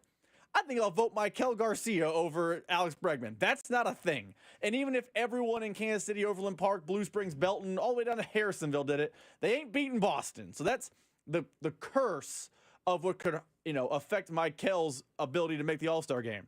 I also think a name you didn't mention, and a player who is not deserving based on his on-field performance that I think will be an All-Star, is Salvador Perez. Salvador Perez's name cachet still carries a lot of weight. And if we looked back at All-Star game rosters of old, I'm betting there are players who are in the twilight of their career that caught an All-Star game invite when you thought, was he really the best player at that position Yadier at Molina that time? for about 4 straight years. Yadier Molina is an excellent example. But there are other players. If we comb through every year of starters, you'd be like, that one stands out. Was the All-Star game in that town, or was it a guy who had some name cachet, and even though he probably wasn't the best player at that position anymore, it was going to get the vote? And Salvador Perez, despite his 229, no pop, no homer, all those things, is a consistent Gold Glover, likely Hall of Famer, and was a World Series MVP. And I would say until probably this year, he was mostly the face of the Royals organization. I mean, anything about last year when the Royals clinched going to the postseason. Who was in the middle of those postseason celebration videos all over social media? It's Salvador Perez. So I think Perez is going to make the All-Star game on the fan vote, because if you ask the average fan in Dallas, Texas, or in, what's their AL city, in Tampa Bay, hey, who's the best catcher in the AL? They would probably probably Perez. They wouldn't do the math to find that it's Cal Raleigh from Seattle by a large margin. So I think you're right about the number, and the pitchers always do get kind of hinky because it's manager decision. But I think Salvador Perez is going to be an All-Star because his name cachet, and I think he's getting that twilight of his career moment, and it's not deserving, which is a weird thing to say in Kansas City, and Kansas City knows it. But I think he's going to get it regardless. It really wouldn't surprise me, and especially you look at the names for catcher in the American League this year. There aren't a lot that pop. Even as somebody who, I'm not the biggest baseball fan in the world, but I still follow the sport, right? I had never heard of Dylan Dingler until this year with the Detroit Tigers, who's hitting .295, 6 home runs, 25 RBIs, and an OPS at nearly 800. Never heard of him. I had never really heard of Alejandro Kirk, at least, not to any real, substantive extent. He's hitting nearly 300 this year, although the power numbers leave quite a bit to be desired there. Yeah, Cal Raleigh, who, hey, in case you're wondering who leads Major League Baseball in home runs, no, it's not Shohei Ohtani. No, it's not Aaron Judge. It's catcher Cal Raleigh from the Seattle Mariners, who is hitting just under 260 with 23 bombs and 45 RBIs. In fact, of the catchers on this list in the American League, second in most RBIs is Austin Wells of the Yankees with 32. He has got 13 more RBIs than the next catcher on that list. And lest we forget, we're talking about name recognition. When you're looking at catchers in the American League, the only other name that really pops out at you is Adley Rutschman. of the Baltimore Orioles, who was the starter at catcher a year ago in the American League. And he is even less deserving than Salvador Perez is, hitting a paltry 214, 5 home runs, only 15 RBIs on the entire year. Who's to say Adley Rutschman doesn't get in because of name recognition? I don't know, man. It's hard when it's based off of less on, maybe the on the field stuff and more a popularity contest. And that's the risk you take with something like this. When you do the All-Star voting and you open it up to the fans, which is great that they do that, but it becomes a popularity contest because there's no way to make sure that the people who are doing the voting for the All-Star game are, number one, objective and unbiased in their stance on voting, or number three, that they follow the game closely, right?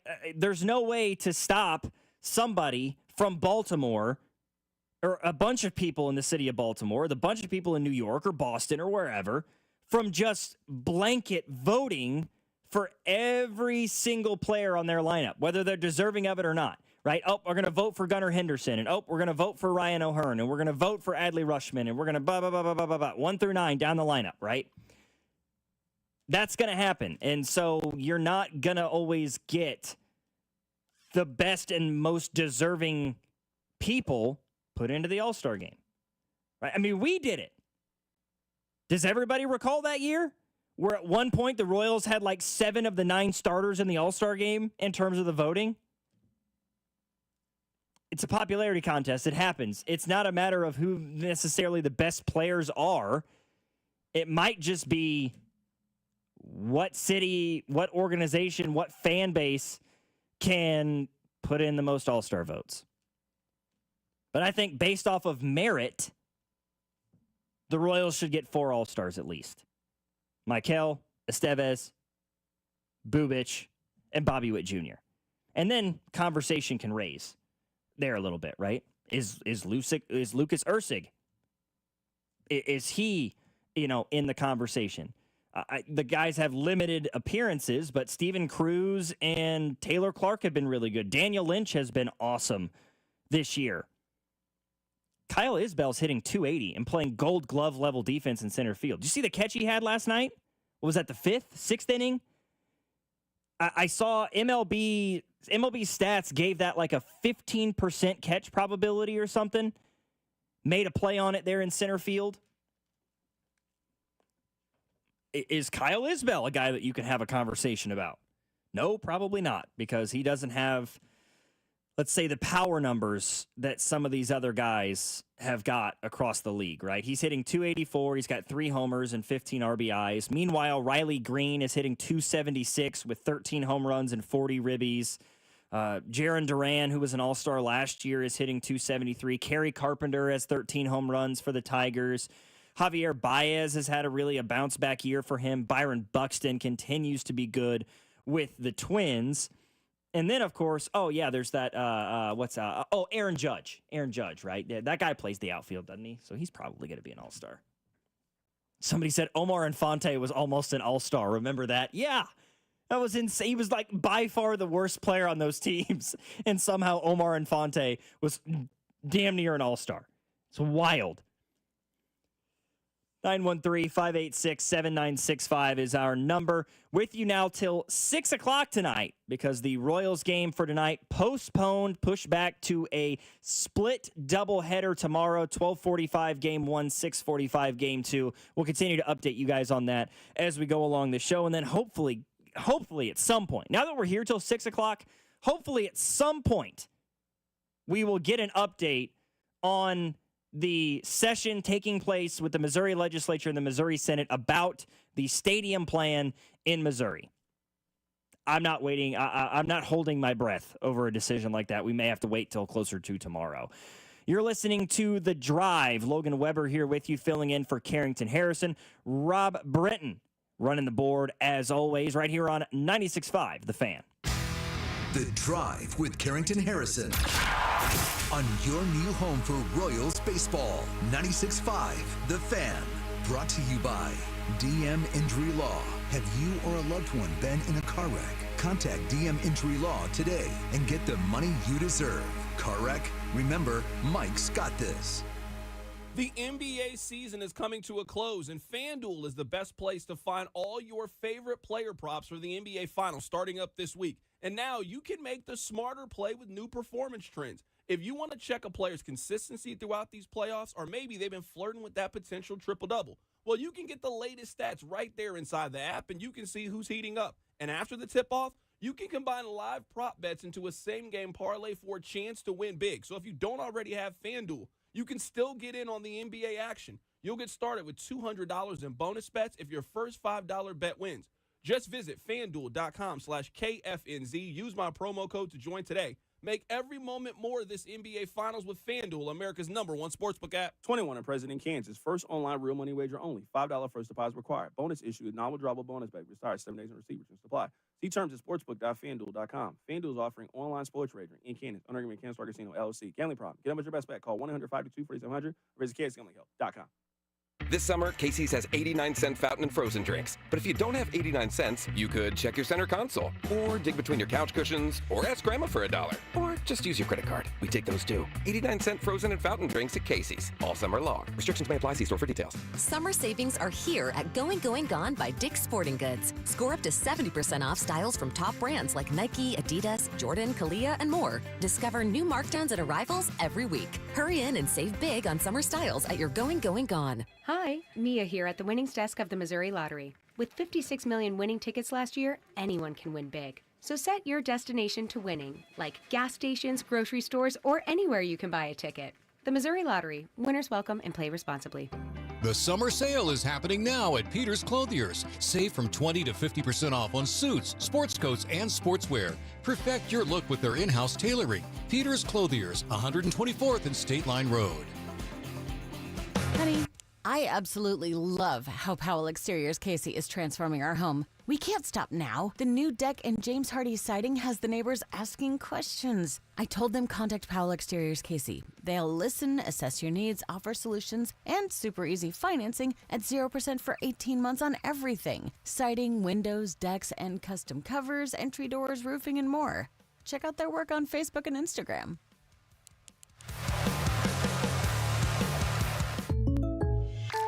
When something happens to your car, you might say,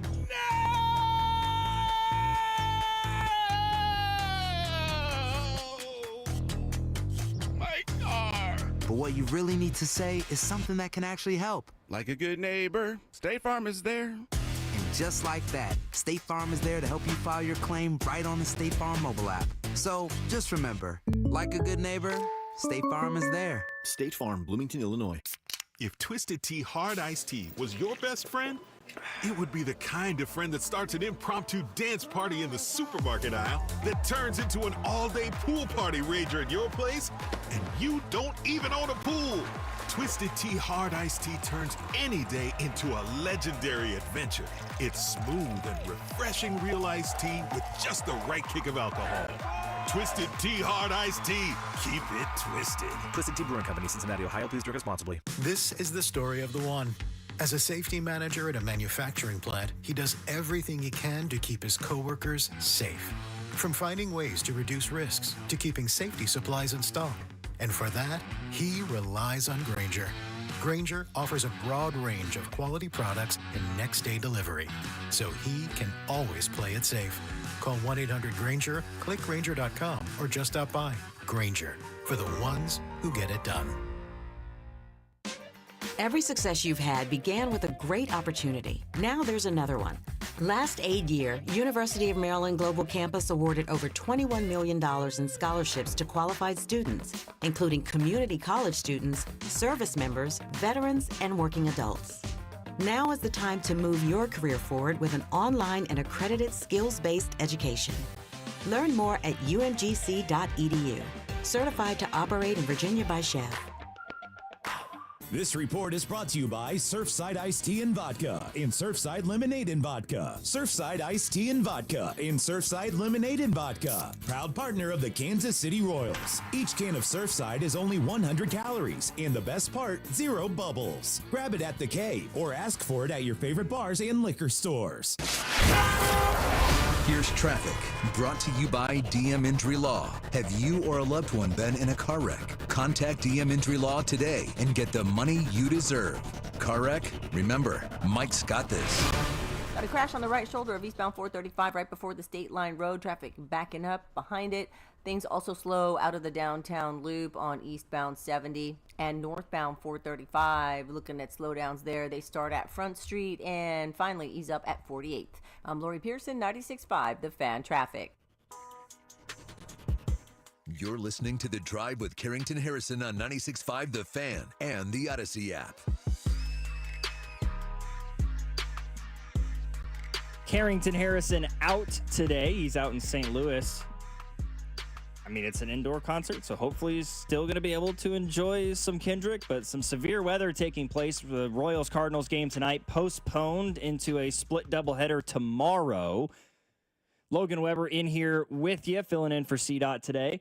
We've got Rob Britton behind the glass producing the show as always. I'm gonna raise a controversial topic here. Rob, you ready? There are people out there in this world, possibly millions of Americans, who are being scammed and they don't even know it. They are being taken advantage of by a system of marketing designed to pull the wool over their eyes. And I'm talking about the snack wrap coming back at McDonald's. I hate that we do this every year as Americans. We do this with so many different things. Somehow McDonald's has become the masters of it with the snack wrap, with the McRib. Wendy's did it with you mentioned, like you said it during when we were prepping, the spicy nuggets or whatever that Wendy's has done. Why are we all freaking out that these items are coming? Oh, limited time only. Go back and buy the McRib is back at McDonald's. First of all, it's terrible. The McRib is not good food. I will stand by that statement until the day I'm in the earth. Why are we all wigging out over items that used to be regular everyday menu items that these companies took off of their menus, replaced with garbage, and then for a month every year they're like, oh, hello, the snack wrap is back at McDonald's, the McRib is back, the quesarito is back at Taco Bell. Why did it leave? It was a regular price menu item. It was on the menu. Every time I went to Taco Bell from the ages of 4 to 24, I knew I could go to Taco Bell and get a quesarito. And then one day they just up and decided we're going to take it off the menu. And then they had for about 3 or 4 months a couple of years ago, they're like, well, you can now order the quesarito, but the only way you can do it is if you download the Taco Bell app and order off your phone. And then it went away. Now it's not even there. They don't even do that anymore. Now it's just, 1 month a year. They're like, hey, we're going to bring back the quesarito. It was one of your more popular items on your menu. Just leave it there. And every year, we as Americans freak out. And we're like, oh, here we go. We get to have this back. It's going to be great. They took it from us in the first place. Why are we celebrating these people? Boo you, McDonald's. I didn't think I was going to get that upset over a snack wrap, but here I am. So here's the thing. I think what you've discovered is called marketing. I think you stumbled onto that little hidden little thing. It's called marketing. Yeah. Because I largely agree with you. Now, this is if you really want an popular take. I don't like the snack wrap. I feel like it's okay. It's a bottom third menu item at McDonald's. Like I've never been one to be like, ooh, I'm jonesing for a chicken strip and a wrap, and I'm going to go to McDonald's to get it. I'll do you one better. I'm not a huge fan of McDonald's in general. McDonald's is not the best fast food burger, but we know what McDonald's does best. Whether you're here, St. Louis for a concert, maybe you're going on a road trip, maybe you're flying out to go see, heading to Miami, whatever you're doing, if McDonald's is there, McDonald's is tasting the same everywhere. Yeah. It's a low variance restaurant. That's what McDonald's does well. But I've never been like, my social media timeline, you thought something impressive happened yesterday. It's the snack wrap. It's not impressive. But I feel like what these fast food places do is they try to trot out these special items. Like right now, I know Taco Bell has chicken nuggets. And if they're successful, they pull them off the menu and they promise to bring them back. They get a whole marketing campaign. They bring them back. People have them. They love them when they first pop up back on the menu. And then they remember, oh, yeah, it's just okay. And they pull them again. And they create nostalgia. You mentioned the quesarito. Part of me was like, man, I like the quesarito. Do I like it because I like it, or do I like it because I had it once, enjoyed it, and now it's gone, so I crave it? I think that's what they do. They just create nostalgia with items, yank them off the menu, then bring them back, and you think to yourself, oh, I'm so happy it's back. You take a bite, you're like, oh, it's just okay. I think I was wrong about it the first time. Yeah, I mean, there's certain menu items that are like, obviously they're limited time item. Like when McDonald's does the Shamrock Shake. Okay, yeah, you can't really sell the Shamrock Shake in October. It just doesn't work. And vice versa, it doesn't make a lot of sense for Starbucks to market the pumpkin spice latte in April. Right? You have ebbs and flows with certain menu items because they're seasonal or holiday based. I mean, I personally was heartbroken when they took the quesarito off them. I ordered the quesarito every time I went to Taco Bell. Every single time. It was my favorite thing on the menu. And the day they took it off, a small part of me died, if I'm being honest. A small part of me died. But yeah, it's genius level marketing. And I used to really enjoy the snack wraps at McDonald's as well. Because like I said, I'm not a huge McDonald's fan. But I am a huge fan of chicken. And so when inevitably my younger siblings wanted to go to McDonald's so that my younger sister could get chicken nuggets, and they adore the French fries there. Although I will say, I don't even think McDonald's has top 10 fast food fries. That's just me. Now that 10? Not even top 10. I'm sorry. You think there are 10 better than McDonald's? It's soggy. I will hear you for not one. That's fine. They disagree. are soggy. 10? They are either soggy or they are burnt to a crisp. You'll eat half a dozen fries. You're not finding 10 better. You're not finding 10 better. You can dislike them. You can say they're soggy. 10? 10. You're about to say something like Burger King. No, Burger King's fries are awful. Okay, so are there 10 other places that even offer fries, fast food? I'm sorry. Hey, listen. The Chick-fil-A waffle fries, bangers. I really like Raising Cane's crispy fries, the crinkle cut fries. They benefit from the sauce, but they're good. Wendy's, I think Wendy's has solid fries. Five Guys has a solid fry game going. We're dipping into what is or isn't fast food, but okay, we're at 4. Okay, Five Guys, that's a fair point that you raise. All right, and then it kind of gets into the, like, I think Whataburger has better fries. Than McDonald's does. I like Whataburger fries. I'll give you that one. I think In-N-Out has better fries. But again, then that is a nonsense comment. You get down into like regional chains and stuff. I'm sorry. In-N-Out is notorious for having unseasoned. Do you like potatoes? Is that what you're a fan of? Is that why you love In-N-Out fries? No, hot potato. Listen, McDonald's fries 10 years ago were great. I think they're less salted nowadays. They're way too soggy. Somebody just said I'm suspended. All right, I've gotten too blasphemous against McDonald's. I'll rein myself in. We've got much more coming up here. Final hour of the show coming your way next. We're with you now till 6 o'clock because the Royals game postponed tonight. A split doubleheader tomorrow, 12:45, 6:45 with game 2 right here on 96.5 The Fan. Logan Weber here filling in for C-Dot. Rob Britton producing the show here tonight on The Drive, 96.5 The Fan. The Drive with Carrington Harrison.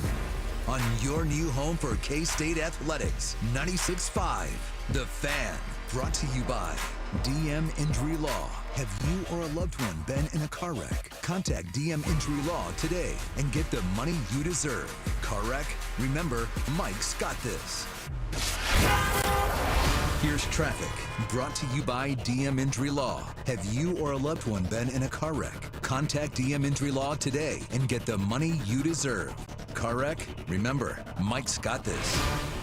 Got a crash on the right shoulder of eastbound 435 right before the State Line Road. Traffic backing up behind it. Things also slow out of the downtown loop on eastbound 70 and northbound 435. Looking at slowdowns there. They start at Front Street and finally ease up at 48th. I'm Lori Pearson, 96.5 The Fan Traffic. It's one of Kansas City's most fun nights of the year. It's Guns and Hoses, where area firefighters box area police in 13 exciting bouts for the families of our fallen first responders. This year's Guns and Hoses, Saturday night, June 7th, at historic Municipal Auditorium in downtown Kansas City. Tickets are just $25. Get them while they last through Ticketmaster or at Municipal Auditorium box office. Guns and Hoses, Saturday, June 7th. Real stories with Hellsberg. After we met and we started dating, Nancy and I lived 150 miles apart, and I would drive my old jalopy car, and it was roughly a 3-hour distance. It took 3 years I drove across that state, back and forth, dating her every weekend. Persistence. And I would have never stopped. I had a lot of energy back then, 36 years ago. At Hellsberg, find the engagement ring worthy of your story. Designed with the love, care, and craft it deserves. Visit a Hellsberg store or hellsberg.com. As men get older, our bodies change. We all know that, and often we just accept the changes as the way it is. But some of those changes, such as bad sleep patterns, low sex drive, brain fog, no energy, and reduced gains in the gym, could be due to low testosterone. And that is something you can change. This is Jeff for Heartland Men's Health. And even if you're in your 30s, if you're experiencing some or all of the symptoms I just noted, you very well may need low testosterone treatment. With our treatment protocols, if you're like most men, you'll be amazed at the change. You'll have more energy, improved mental clarity, your sleep will be better, so will your workouts, and you'll likely find that your sex drive increases too. So give us a call today and make the change for good. Your initial visit is just $99 and includes blood work and a medical consult. And if you start on treatment the day of your appointment, your visit is free. Call 844-447-6600. That's 844-447-6600.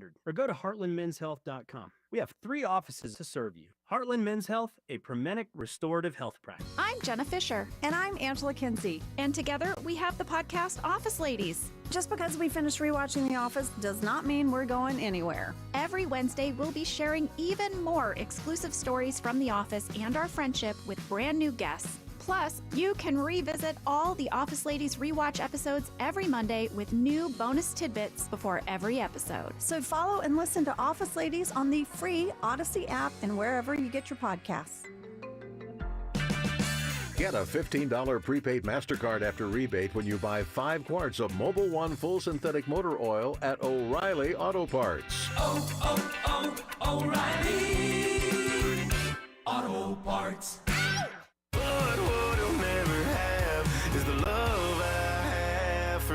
What He'll Never Have, the smash hit from Dylan Scott, appears on the brand new album, Easy Does It. The album also features the #1 song, This Town's Been Too Good to Us. This town's been too good to us. And Till I Can't, I Will. I'll do whatever it takes. Yeah, believe me when I say till I can't, I will. Dylan Scott. Search, follow, and listen now on all music streaming services. Sponsored by Curb Records. Get a $15 prepaid MasterCard after rebate when you buy 5 quarts of Mobil 1 full synthetic motor oil at O'Reilly Auto Parts. O'Reilly Auto Parts. Royals coverage sponsored by Renner Garage Door, forward and back, RENNER. Almost Andy Reid here. Renner Garage Door has proudly served KC for nearly 70 years. Get your free estimate today, RENNER, forward and back. RENNER, RENNER. Hey there, Royals fans. We've got more ways to watch your boys in blue this season than ever before with FanDuel Sports Network. Subscribe directly to FanDuel Sports Network to stream all the action, or, new this season, Royals Baseball is now available on Amazon Prime Video as an add-on subscription. You can also access FanDuel Sports Network through TV providers like DirecTV, Spectrum, Xfinity, Fubo, and more. Visit Royals.com/TV to learn more. You're listening to the all-new 96.5 The Fan, your home for Kansas City sports. KFNZ FM and AM, HD1 and HD2 Kansas City, an Odyssey sports station. The Drive with Carrington Harrison. This man was a bona fide scrub. On 96.5 The Fan, brought to you by DM Injury Law. Have you or a loved one been in a car wreck? Contact DM Injury Law today and get the money you deserve. Car wreck? Remember, Mike's got this.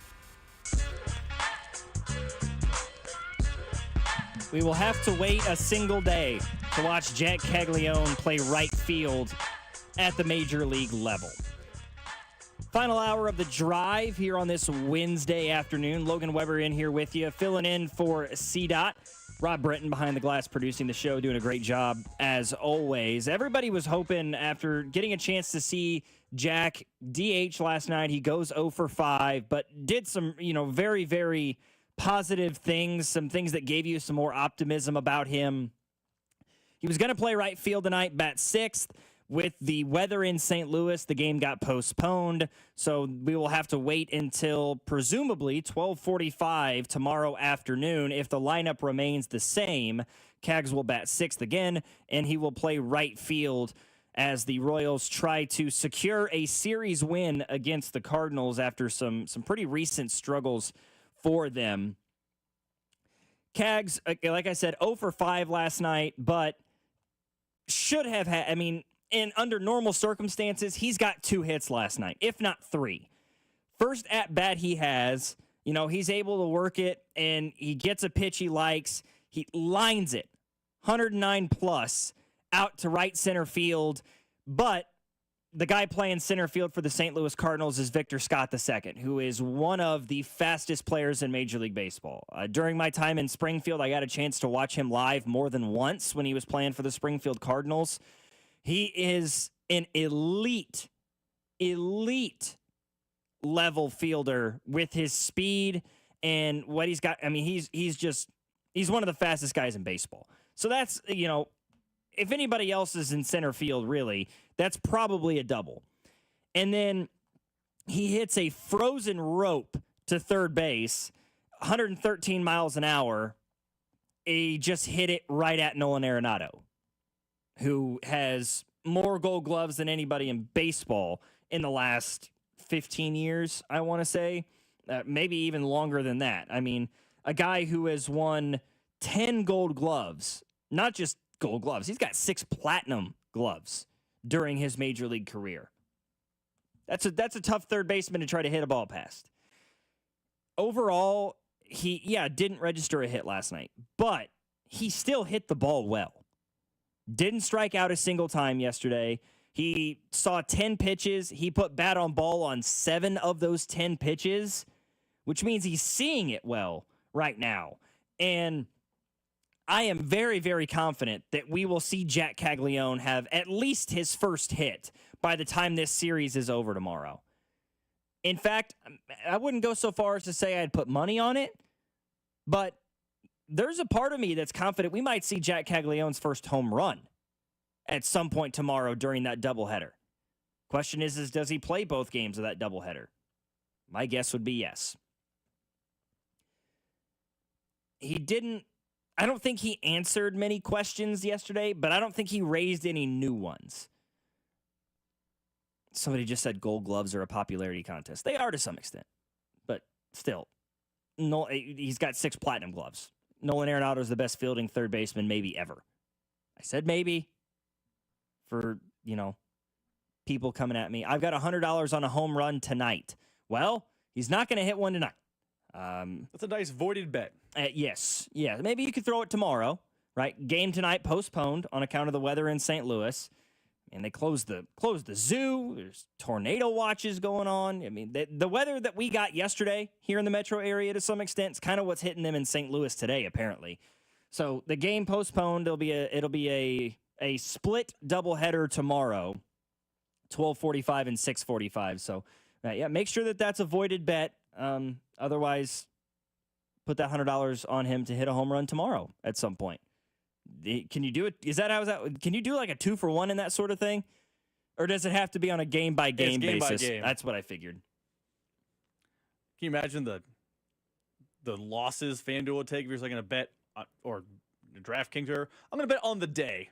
There's 2 games today, so I'm going to get 8 at-bats for the home run. It's game by game. Yeah. Otherwise, yeah, it makes sense because you get 2 for the price of 1. That's a hell of a deal. The casinos, they're not really that ones for giving out deals. Vegas isn't that nice to folks. Is that what you're saying? What the hell am I supposed to do tonight? I don't know. Find something else to do. Unfortunately, the boys in blue will not be suiting up to take on the St. Louis Cardinals.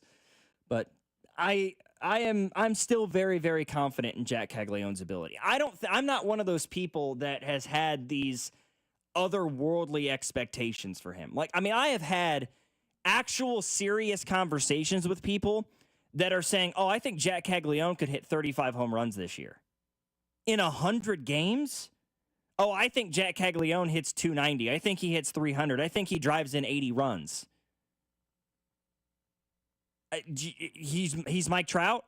Is that he's just going to walk in and hit the ball the caliber that Shohei Ohtani and Aaron Judge are hitting it right now? He has that kind of potential, especially from a power standpoint. But folks, he's 22 years old. He's played 50 games of minor league baseball.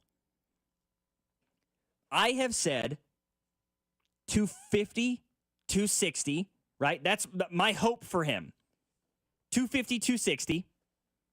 He hits 20 to 25 home runs, drives in 50 or 60, right? He's got 50, 60 ribbies. An on-base percentage hovering around 300, 310. That would be great for Jack Caglianone in a rookie season in which he's had this meteoric rise from Double-A all the way to the pros before the midway point of June. He gets called up prior to the Super 2 deadline. I don't think that's being talked about enough. I think that's very, very telling for this Royals team. To call him up before the Super 2 deadline, which basically the Super 2 is a deadline that fluctuates in Major League Baseball year to year. What it basically means is anybody who's called up before that Super 2 deadline, Jack Caglianone, for example now, he will now be eligible for arbitration, not this offseason, but next offseason. If you get called up before the Super 2 deadline, you become eligible for arbitration after 2 years of MLB service and not the typically designated 3 years that the majority of players get. That is, number one, how strongly the Royals feel about Jack Caglianone and his ability to help this team win. 2, I think it shows a slight bit, I don't want to say a lot, but there is a slight amount of desperation with calling up a 22-year-old kid less than a year after you drafted in and sacrificing a Super 2 deadline, sacrificing a year of arbitration. But it may also mean, 3, that the Royals are confident that they can get a long-term deal with him done prior to that becoming problematic. We'll have to wait and see. In the meantime, though, Rob, let's go through the hits. Your workday is over. Oh, yeah. You're headed home, and now you're stuck in traffic. Time to get caught up on the biggest stories in Kansas City and around the country with CDOT and Rob. It's time for the hits. Number 1. As always, Logan, the hits are brought to you by Baker University, where graduates earn higher salaries and land jobs faster than any other university in Kansas. Apply today at bakeru.edu. Well, as you mentioned, the top story of the day in Kansas City is Jack Caglianone, who, as you mentioned, we will not get to see or hear play baseball tonight. That split doubleheader starting at 12:45 can be heard tomorrow right here on 96.5 The Fan. But speaking of Jack Caglianone, because he is the biggest story in Kansas City, one story about his meteoric rise to the minors was his power. The other story, chase rate, baby. That's a term I hadn't heard a lot, but now you heard it a bunch as he rose up. But considering his bad chase rate, Logan, are you excited with the fact the Royals' top prospect, in fact, did not strike out in his debut yesterday, because that is the knock and the biggest hole in his game? No question I'm excited about it. I think it continues to show the trend of Jack Caglianone seeing the baseball better. This article from MLB.com breaks it down perfectly. As a sophomore at the University of Florida, his chase rate was 44%. As a junior, it went down to 39%. Start of his time in minor league baseball after being drafted by the Royals, it was around 36, 37%. He made the jump from AA to AAA, and that chase rate dropped again to around 35% on the year before he made the call up. Now, is that still quite a bit higher than the MLB average of 27.9%? Yes. But there is a marked improvement as he's gotten older and more experienced, and it's gotten better as the level of play he's gone up against has improved itself as well. I'm very, very intrigued by this, and I think last night was a very, very good first step in Jack Caglione continuing to see the ball well. Number 2. Well, despite the win and Jack Caglione's debut, it was not all rainbows and unicorns in the Royals game yesterday. Michael Lorenzen, the Royals starter, was not great as he struggled to get out of just 3 innings. When he left the game, the Royals were in a bad spot. Cole Reagans, according to many, is set to come off the IL and start one of the 2 games tomorrow, which leaves the Royals with quite the conundrum because that would give them 6 starting pitchers. Does that mean a 6-man rotation is coming? Jalen Thompson of the Kansas City Star was on the show earlier today. Catch it on the podcast page. We asked him, is a 6-man rotation coming to this team? Right now, a 6-man rotation could be on the table, but they have off days every Monday this week, like we mentioned before, and I don't know if that might be where they want to go.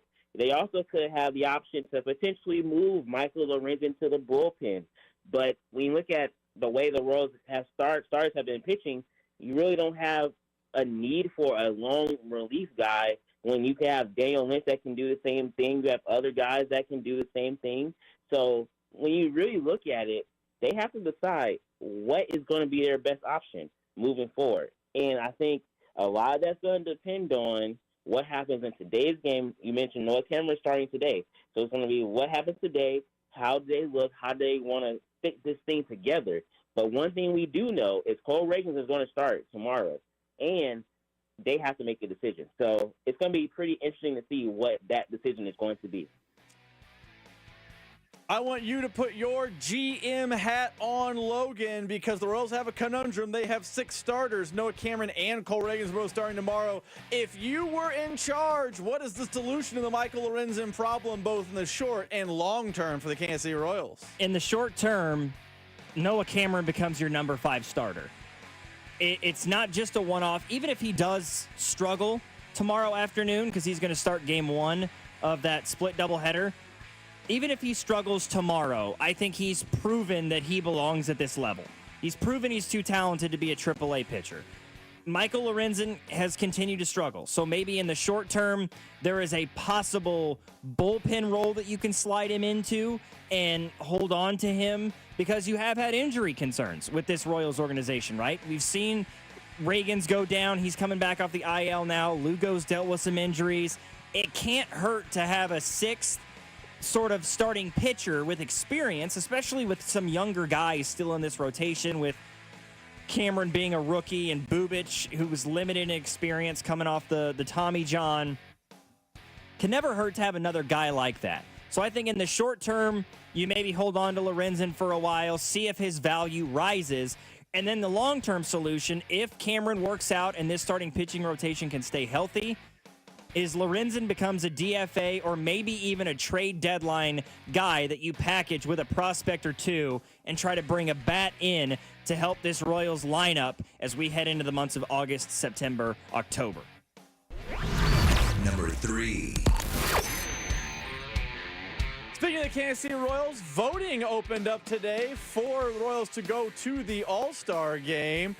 Me and Logan were looking at it earlier, and Logan, we had an interesting conversation because you think, despite the fact the Royals are in 4th place in the AL Central, and yes, that's fun with numbers by me, you think they should have, in fact, 4, see what I did there? 4 All-Stars in this year's upcoming All-Star game, both voted on by the fans or added by the manager.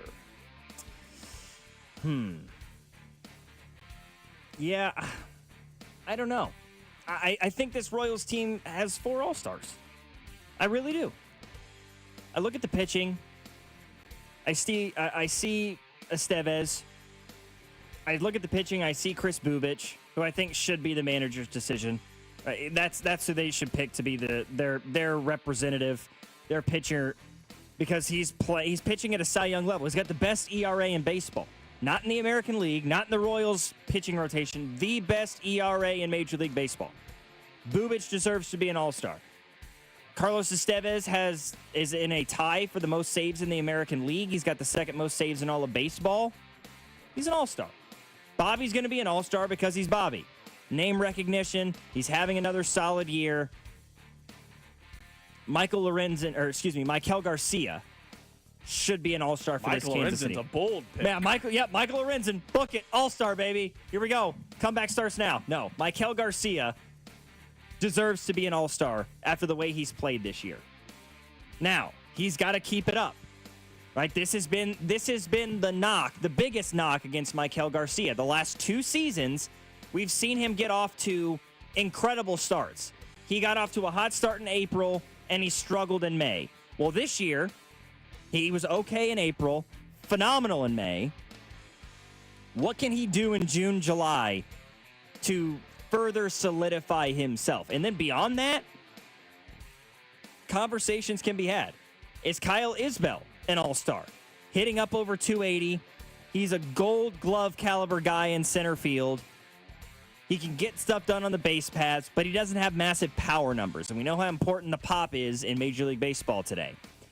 Is a guy like Lucas Ursig an all-star this year?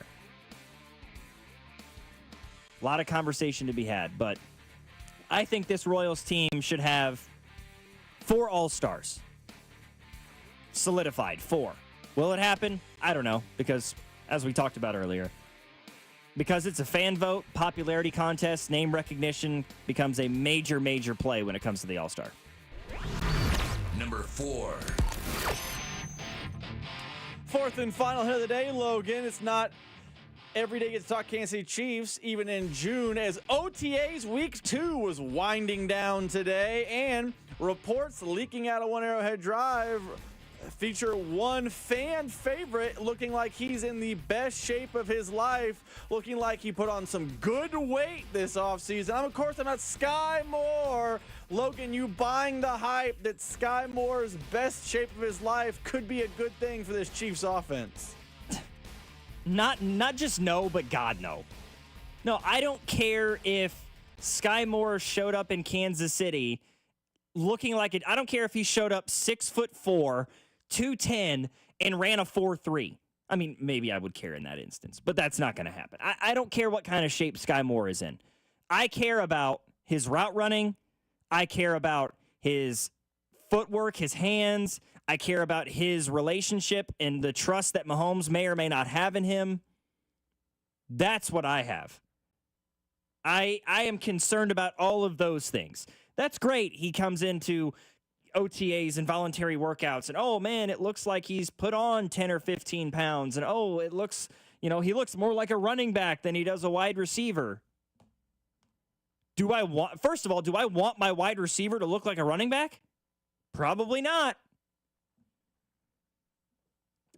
He's going into his 4th year with a wide receiver room that is much more talented than the one that he showed up in Kansas City with.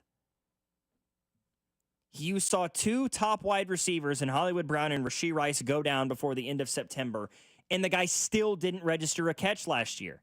Yes, I know he got hurt and he missed a lot of time. He still played in 6 games. And in those 6 games, he was targeted 3 times. Did not register a catch. He's got 2 touchdowns in his career. One in the Super Bowl when he was wide open, and another one on pretty much the exact same play the next regular season.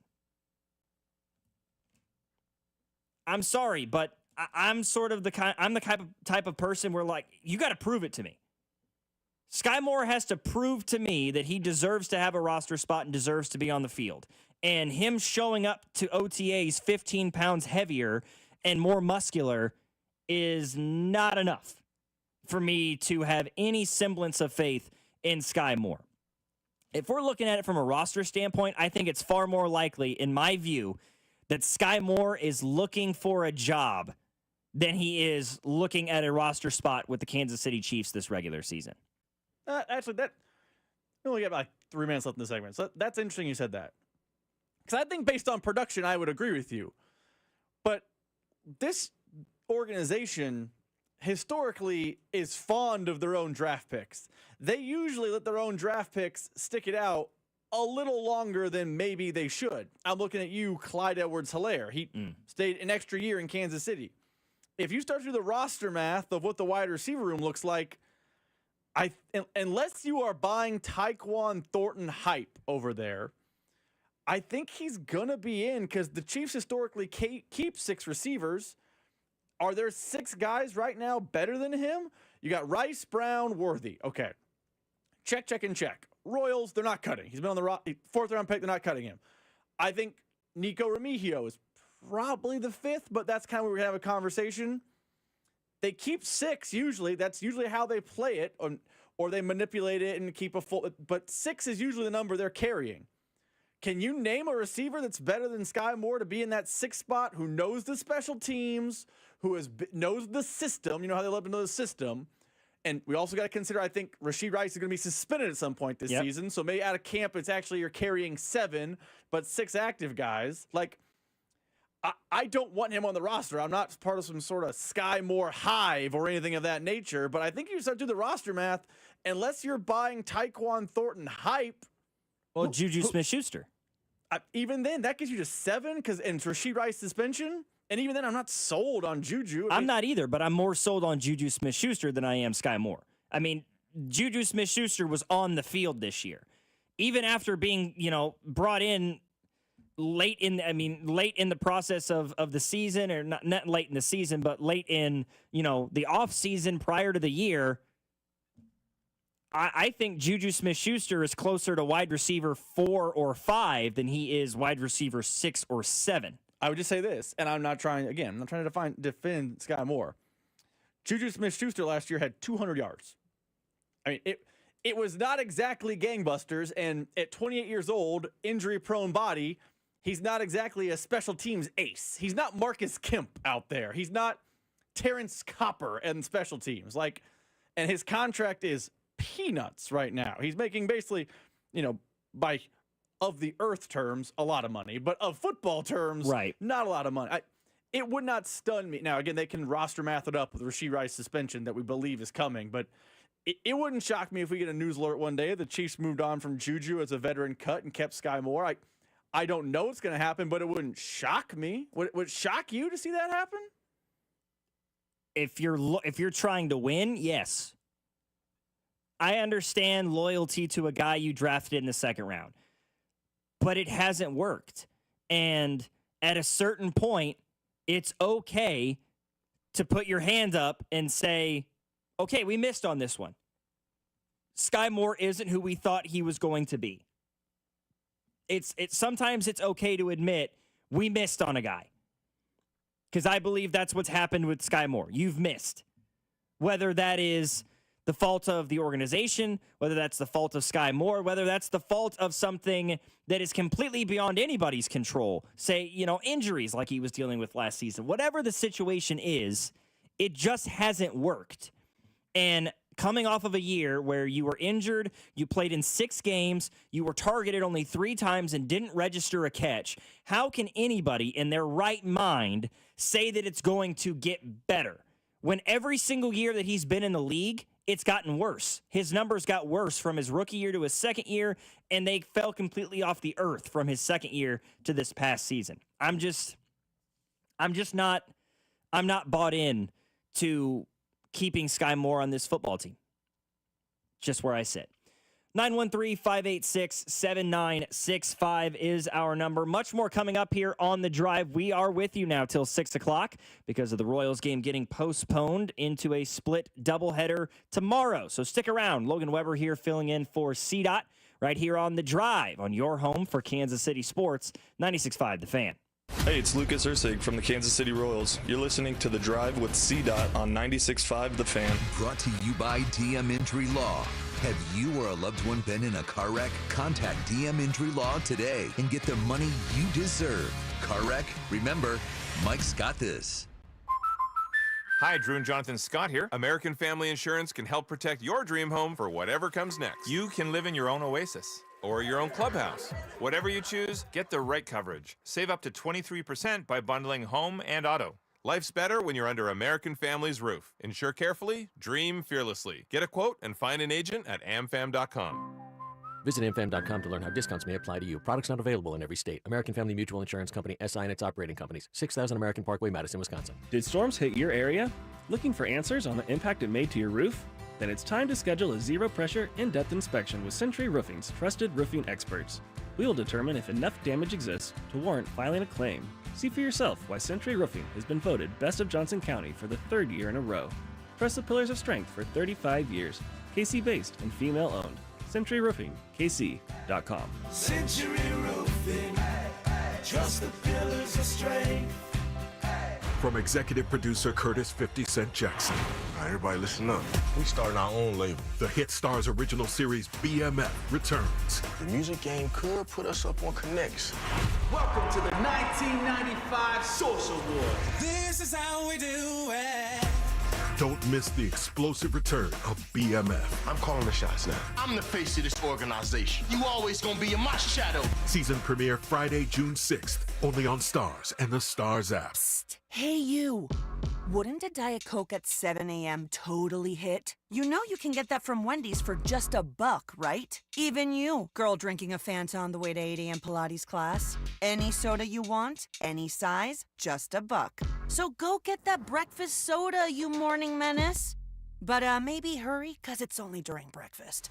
Morning soda? Gotta be Wendy's. Limited time only at participating U.S. Wendy's during breakfast hours. Exclusions apply. Not valid on a combo. Prices may be higher in Hawaii. I'm Piera Palazzolo, VP of Digital Marketing for the American Management Association, a company focused on the management training skills needed to enhance the careers of business professionals. We did our research when it came to the best companies for website development and chose AmericanEagle.com. And we couldn't be happier. AmericanEagle.com worked closely with us to understand the front and back end requirements needed to launch an e-commerce website that could handle the complexities of running thousands of seminars nationwide. Our robust new website and improved SEO saw immediate increases in site traffic and web revenue. If you're in need of managerial effectiveness and success, visit our website at amanet.org. If you're in need of a website that provides an unparalleled consumer experience, I highly recommend AmericanEagle.com.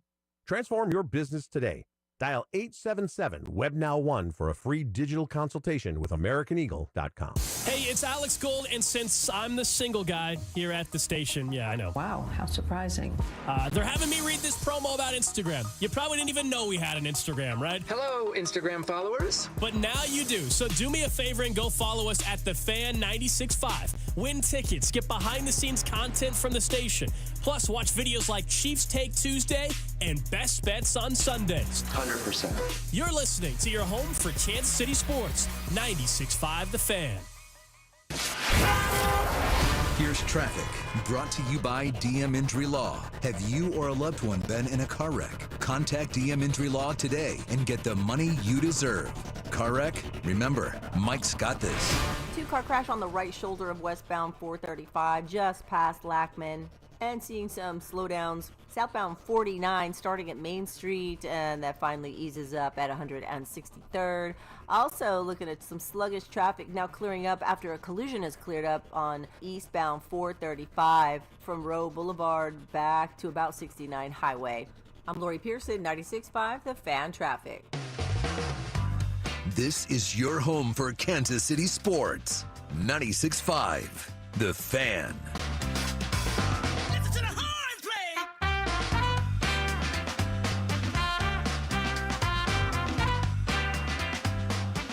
An update! Finally, we have an update on the, I guess it's called an extraordinary session within the Missouri legislature.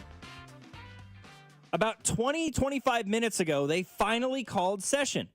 So about right at 5 o'clock, 7 hours after they were supposed to, they finally got called into session. And you found this on social media, Rob. This came from Hannah Falcon She is the Missouri Capitol Bureau Chief. She does work for KMOV, KCTV5, a lot of other news organizations around the state covering the Missouri legislature in Jefferson City. And she says, this is courtesy of her Twitter account, new. Governor Mike Kehoe expanded the call for the special session. He's been in closed-door meetings all day negotiating with senators, and now he's meeting their wants to get this stadium deal moving again. So, what that tells us is he's caving.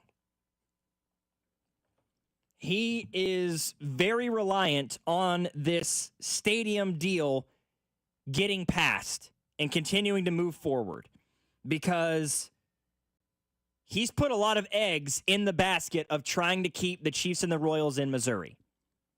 He's campaigned on it. He stuck his name to it. He called this session bringing the Missouri legislature back to try to get this thing done, to try to make sure, to try to do everything they can to keep the Chiefs and the Royals in Missouri. And if it fails, that is a huge knock against him and his legacy a year in office. So, he's trying to appease both sides. Okay, one side of the aisle wants this. One side of the aisle wants this. Let's give it to them, right? Let's give this side what they want. Let's give that side what they want. And maybe that will be enough to push this thing forward. Will it be enough? I don't know. But we finally have an update. It sounds to me like Governor Mike Kehoe is trying to appease both sides of the aisle here in order to get what he wants done. And we'll see if it's enough. I mean, it's both an update and a non-update. They still have to, in the session, come to all the agreements, but it does sound like he was having meeting on meeting on meeting today to make sure this doesn't slip out of the, I actually prefer extraordinary session as well, slip out of the extraordinary session without getting done. But it's a good step for Missouri. It does not mean it's locked in. It doesn't mean that special session is going to end with a deal, but it sounds like Mike Kehoe is doing everything within his power and ability to keep the teams in Missouri, which no one wants to be the politician that loses the teams. I don't know what happened to the people of St. Louis, the mayor, the Congress people from that side, the state senators from that side. I don't know when the Rams left. Maybe they all vilified Stan Kroenke to the point where those people got off, clean. But I would imagine when politicians lose teams, they lose jobs. So Mike Kehoe likes his job. He's doing everything he can to keep his job by keeping the teams on this side of the state. I think that they're smart enough to know that there are more people who follow sports than follow politics. Or at least they may more strongly follow sports than they follow politics, maybe is the better way to phrase that. And to vilify yourself to an entire fan base can be a hard one, especially to try to vilify yourself with Chiefs fans who, some on the Missouri side are going to feel very strongly about this. I live on the Missouri side. I have always lived on the Missouri side. I am a Kansas City Metro kid who grew up on the east side of the river. But I don't care where they go as long as they stay here. As long as I don't see the Royals playing in Nashville or Salt Lake City, I don't care. I'd rather they play in Overland Park. I'd rather they play in Mission. I don't care. Just don't leave the Metro. I'll drive across state lines to continue to watch the Royals and the Chiefs. I won't drive 800 miles. So at the end of the day, I know that there's those people on the Missouri side who will refuse to go over to Kansas to watch them. I'm not going to be that person. I'm going to continue to enjoy the teams that I grew up rooting for. Just my thought. All right. We talked a little bit about this earlier, talking about the Royals. We talked about Noah Cameron or Michael Lorenzen. What happens there? I think there's another conversation that needs to be had, and it's one that is beginning to be had. We've seen it in the text line today. You and I have talked about it. I've heard it talked about from others. At what point do we consider, or are we already at the point where we consider sending down Michael Massey, calling up Cam Devaney? And for my money, the answer is yes. We not only consider it, It should happen before next week. Devaney's hitting 309 in AAA this year. Is that the major league level? No. But hitting 309 in AAA is certainly a hell of a lot better than hitting 204 in the majors. Massey has his faults. He's a good glove. And he can hit at the major league level, but he can't consistently hit. He's got one season above 250 in his career. He's off to the worst start in a season that he's ever had. And he's never going to be a guy who plays every day. Not even as a utility can he play every day because he's got the back issue. It's going to prevent him from being able to play on a day-to-day basis. I don't know, man. I mean, Devaney is 28 years old. His value will continue to drop the longer he stays in minor league baseball. He has, for his money, played pretty well in the minors over the years. He's nearly a career 260 hitter in minor league baseball. The last 2 years, he's hitting up over 290. That's a guy who's earned an opportunity. And Massey, as good as he was at times last year, he might need a little bit of a reset. He might need a moment where he can kind of rattle the cage a little bit. Be like, okay, we have to sort something out here. Something's not right in my swing. I'm just not seeing the ball very well. My confidence level is a little bit low because of my struggles. Send him down to AAA. Let him try to work through it against slightly lower competition, slightly lower pressure to perform because playing for the Omaha Storm Chasers is not the same thing as playing for the Kansas City Royals. You're not in a playoff push at the same extent in Omaha as you would be with Kansas City. So, and you're seeing that to some extent, right? When MJ first got down to AAA, he was really hitting the ball poorly, but he's been better as of late in Omaha. Now, I am not advocating for MJ Melendez to make his way back up to the Major League Club. That is absolutely not what I'm doing. But there's something to be said for a guy just trying to work his way through it and trying to work through it in Kansas City, struggling the way he's struggling. You can't justify doing that much longer because it's not helping your team win. In fact, it might be more of a hindrance than anything. I also think, and I've had this thought for a while about Massey for Devaney, as much as a pro Cam Devaney take, because what he's doing at the minors has justified at least a shot. Maybe he's a quadruple A player, and we all look back and go, he's Johnny Giavotella. A lot of hype, didn't work out. That's fine. I'm open to that as a result.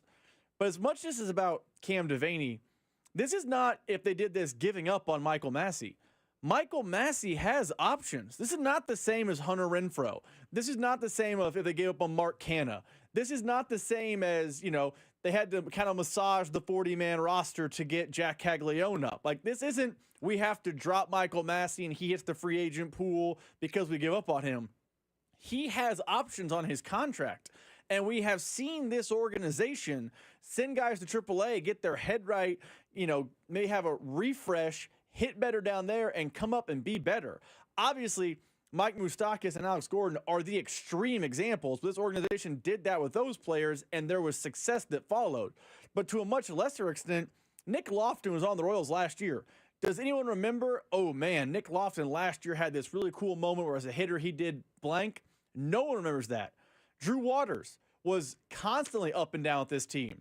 Those guys are now back after spending time in AAA, and they are producing at, I wouldn't say a high level, but a higher level than they had in previous major league stints. So maybe a trip to AAA clears Michael Massey's brain a little bit, gets him a little bit more relaxed, and he's not turning the bat into sawdust, and it's better for everyone. I think this can be a win for everyone, and maybe Michael Massey goes down there, tears the cover off the ball. Devaney's just as bad as Massey, and we flip-flop again, but right now the Massey everyday plan is failing, so you have to adjust. I think the biggest hurdle for the possibility of a Massey for Devaney situation is, you mentioned the 40-man. Devaney's not currently on the Royals 40-man roster. And as of now, that 40-man roster is full. They've got 42 guys on the 40-man roster. Now, yes, that sounds a little bit confusing, but when you consider that both Alec Marsh and James MacArthur are on the 60-day IL, they can remain on the 40-man roster, but they don't eat up that roster spot. So they can keep guys extended beyond that. So with Devaney not being on the 40-man roster, if he were to make the call up to the show, something's going to have to give. Somebody is going to have to be taken off the 40-man roster, which would mean that they would hit waivers and have to clear waivers for 3 days before returning to the club. Or they could get picked up by somebody else. So who is that guy? Who's number 40 on the 40-man roster? Based off of what I've seen, it's probably Joey Weimer. Guy who was a part of the Jonathan India, Brady Singer trade, who is struggling and struggling mightily this year down in AAA, hitting under 180 so far this year. He does, he got to the show with Cincinnati, a part of a couple different, he was played in Milwaukee and then Cincinnati, but was a career 201 hitter across 153 games and is now hitting below the Mendoza line in AAA. What's the likelihood somebody's going to take a flyer on Joey Weimer through waivers?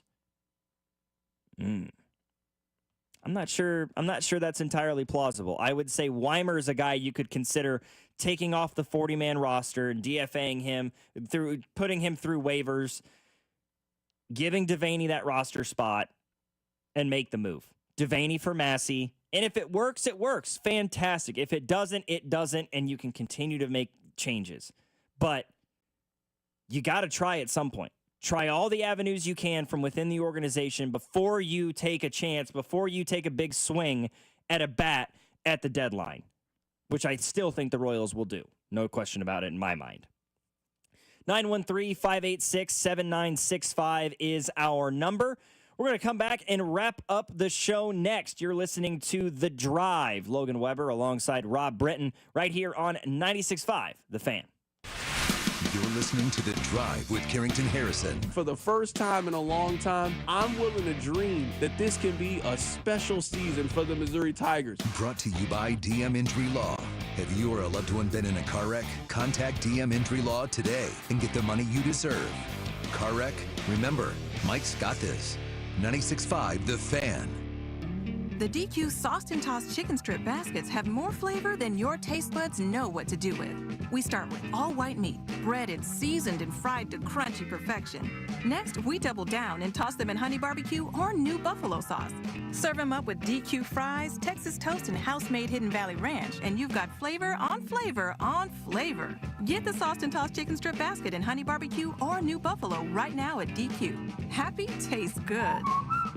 Participation may vary. At Shane Company, we know getting engaged is a big decision. But once you know, you know. That's the way our customers feel when they choose a Shane Company engagement ring. They walk into a warm welcome and walk out with their dream ring, knowing they got it right. For almost 100 years, we've been offering personalized shopping experiences. And we're in it way past the honeymoon, with a free lifetime warranty that includes the center stone, cleanings, repairs, and resizing for life. Shop with us at shaneco.com or at your neighborhood store. Shane Company, your friend and jeweler. FanDuel is the best place to find all your favorite player props for the NBA Finals starting up this week. And now you can make the smarter play with new performance trends. If you want to check a player's consistency during the playoffs, or maybe they've been flirting with that potential triple-double, get the latest stats right inside the app and see who's heating up. And after the tip-off, you can combine live prop bets into a same-game parlay for a chance to win big. If you don't already have FanDuel, it's not too late to get on the action. You'll get started with $200 in bonus bets if your first $5 bet wins. So just visit FanDuel.com/Alex to join today. Make every moment more with FanDuel, the official sports betting partner of the NBA. 21 and present in Kansas. First online real money wager only. $5 first deposit required. Bonus issued not withdrawable bonus bets which expire 7 days after receipt. Restrictions apply. See terms at sportsbook.fanduel.com. FanDuel is offering online sports wagering in Kansas under an agreement with Kansas Star Casino, LLC. Gambling problem? Getting help is your best bet. Call 1-800-522-4700 or visit ksgamblinghelp.com. You had a solid retirement dream. Sell your home in a few years, bank the equity, downsize, and travel. But with an unpredictable economy and the future feeling uncertain, you're wondering if that equity will still be there when you're ready. But what if you could bank that equity right now? With TrueHold, you could sell your home for its current value so you can access your equity today. You can bank the cash now and stay in the home you love with an easy standard lease. TrueHold even covers property taxes, insurance, and repairs. And since TrueHold hands over your equity in cash now, it's yours to do whatever you'd like. Don't let a shifting economy put your hard-earned equity at risk. Visit TrueHold.com and receive their competitive offer on your home in just 48 hours based on its best current value, not what's coming. Call 1-855-300-9393 or visit TrueHold.com. The smarter, faster way to cash out on your home's value without moving. That's TrueHold.com. You're listening to 96.5 The Fan from the Mission Plumbing, Heating, and Cooling Studios. Here's traffic, brought to you by DM Injury Law. Have you or a loved one been in a car wreck? Contact DM Injury Law today and get the money you deserve. Car wreck? Remember, Mike's got this. Multi-car crash closing the center lane of eastbound 435. Just before 470 there at the Triangle. Traffic backed up almost to the state line on that. And things looking heavy over the 435 exchange via eastbound 70.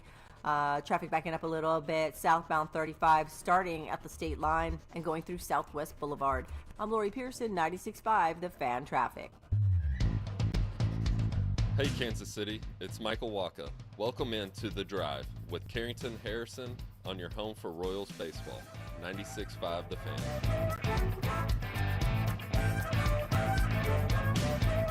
Even when it's baseball season, it's somehow still football season.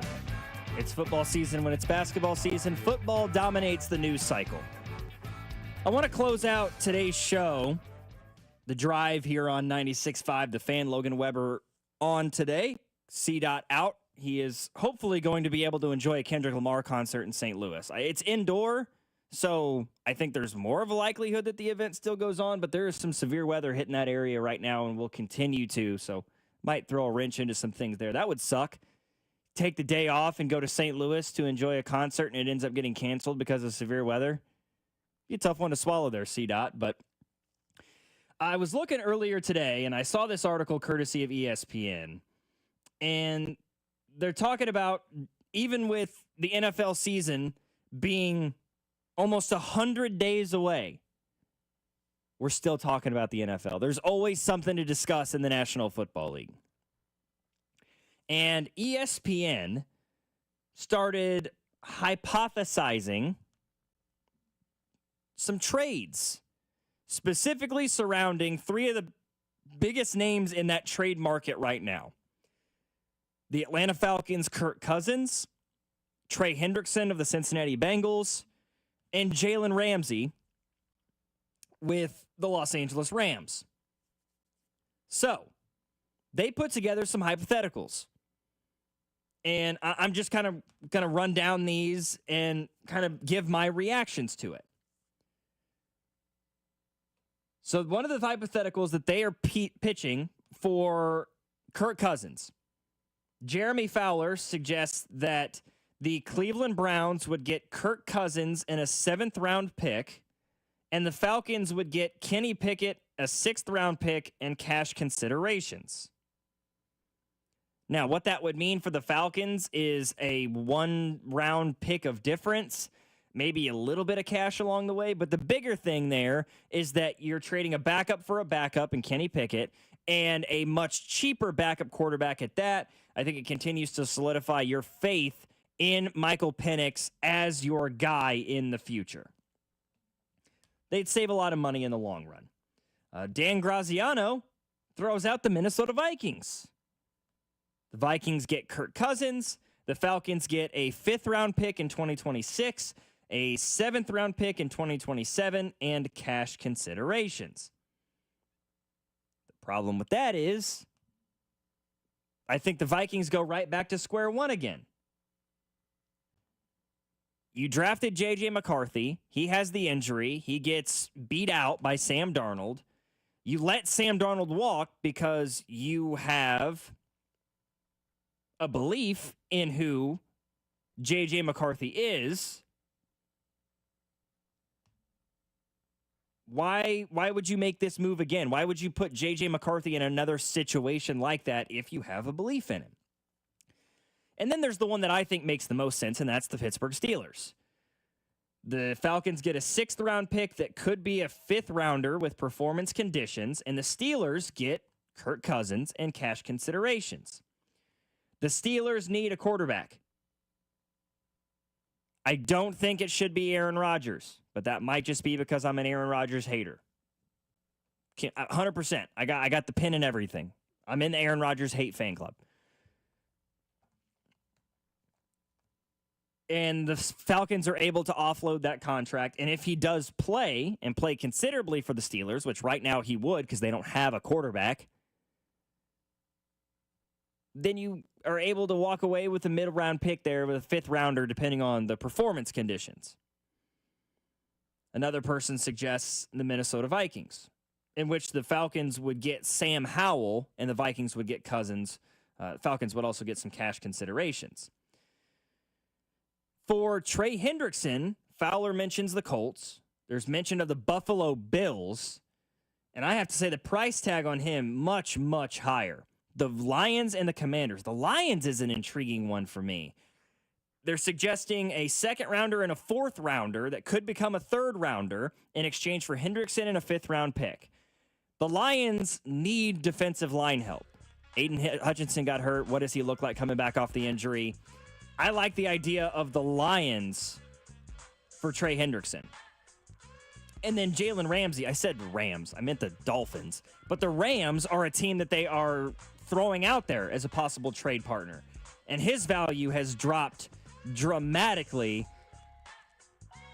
They threw out Carolina, and that's one that gives me some thought.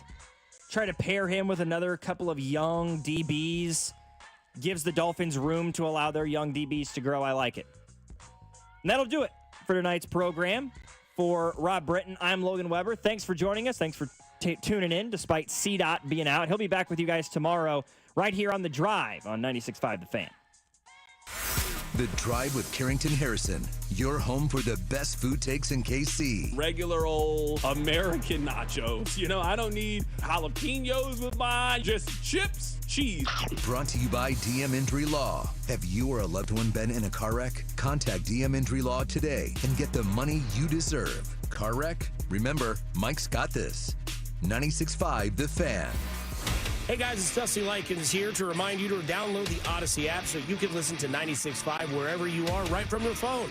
You have the option to listen live or listen on demand throughout the day at your convenience. Plus, if you're in the Kansas City area, you can listen to Vern's On-Deck Show, post-game show, and the play-by-play of all 162 Royals games right from your phone or desktop.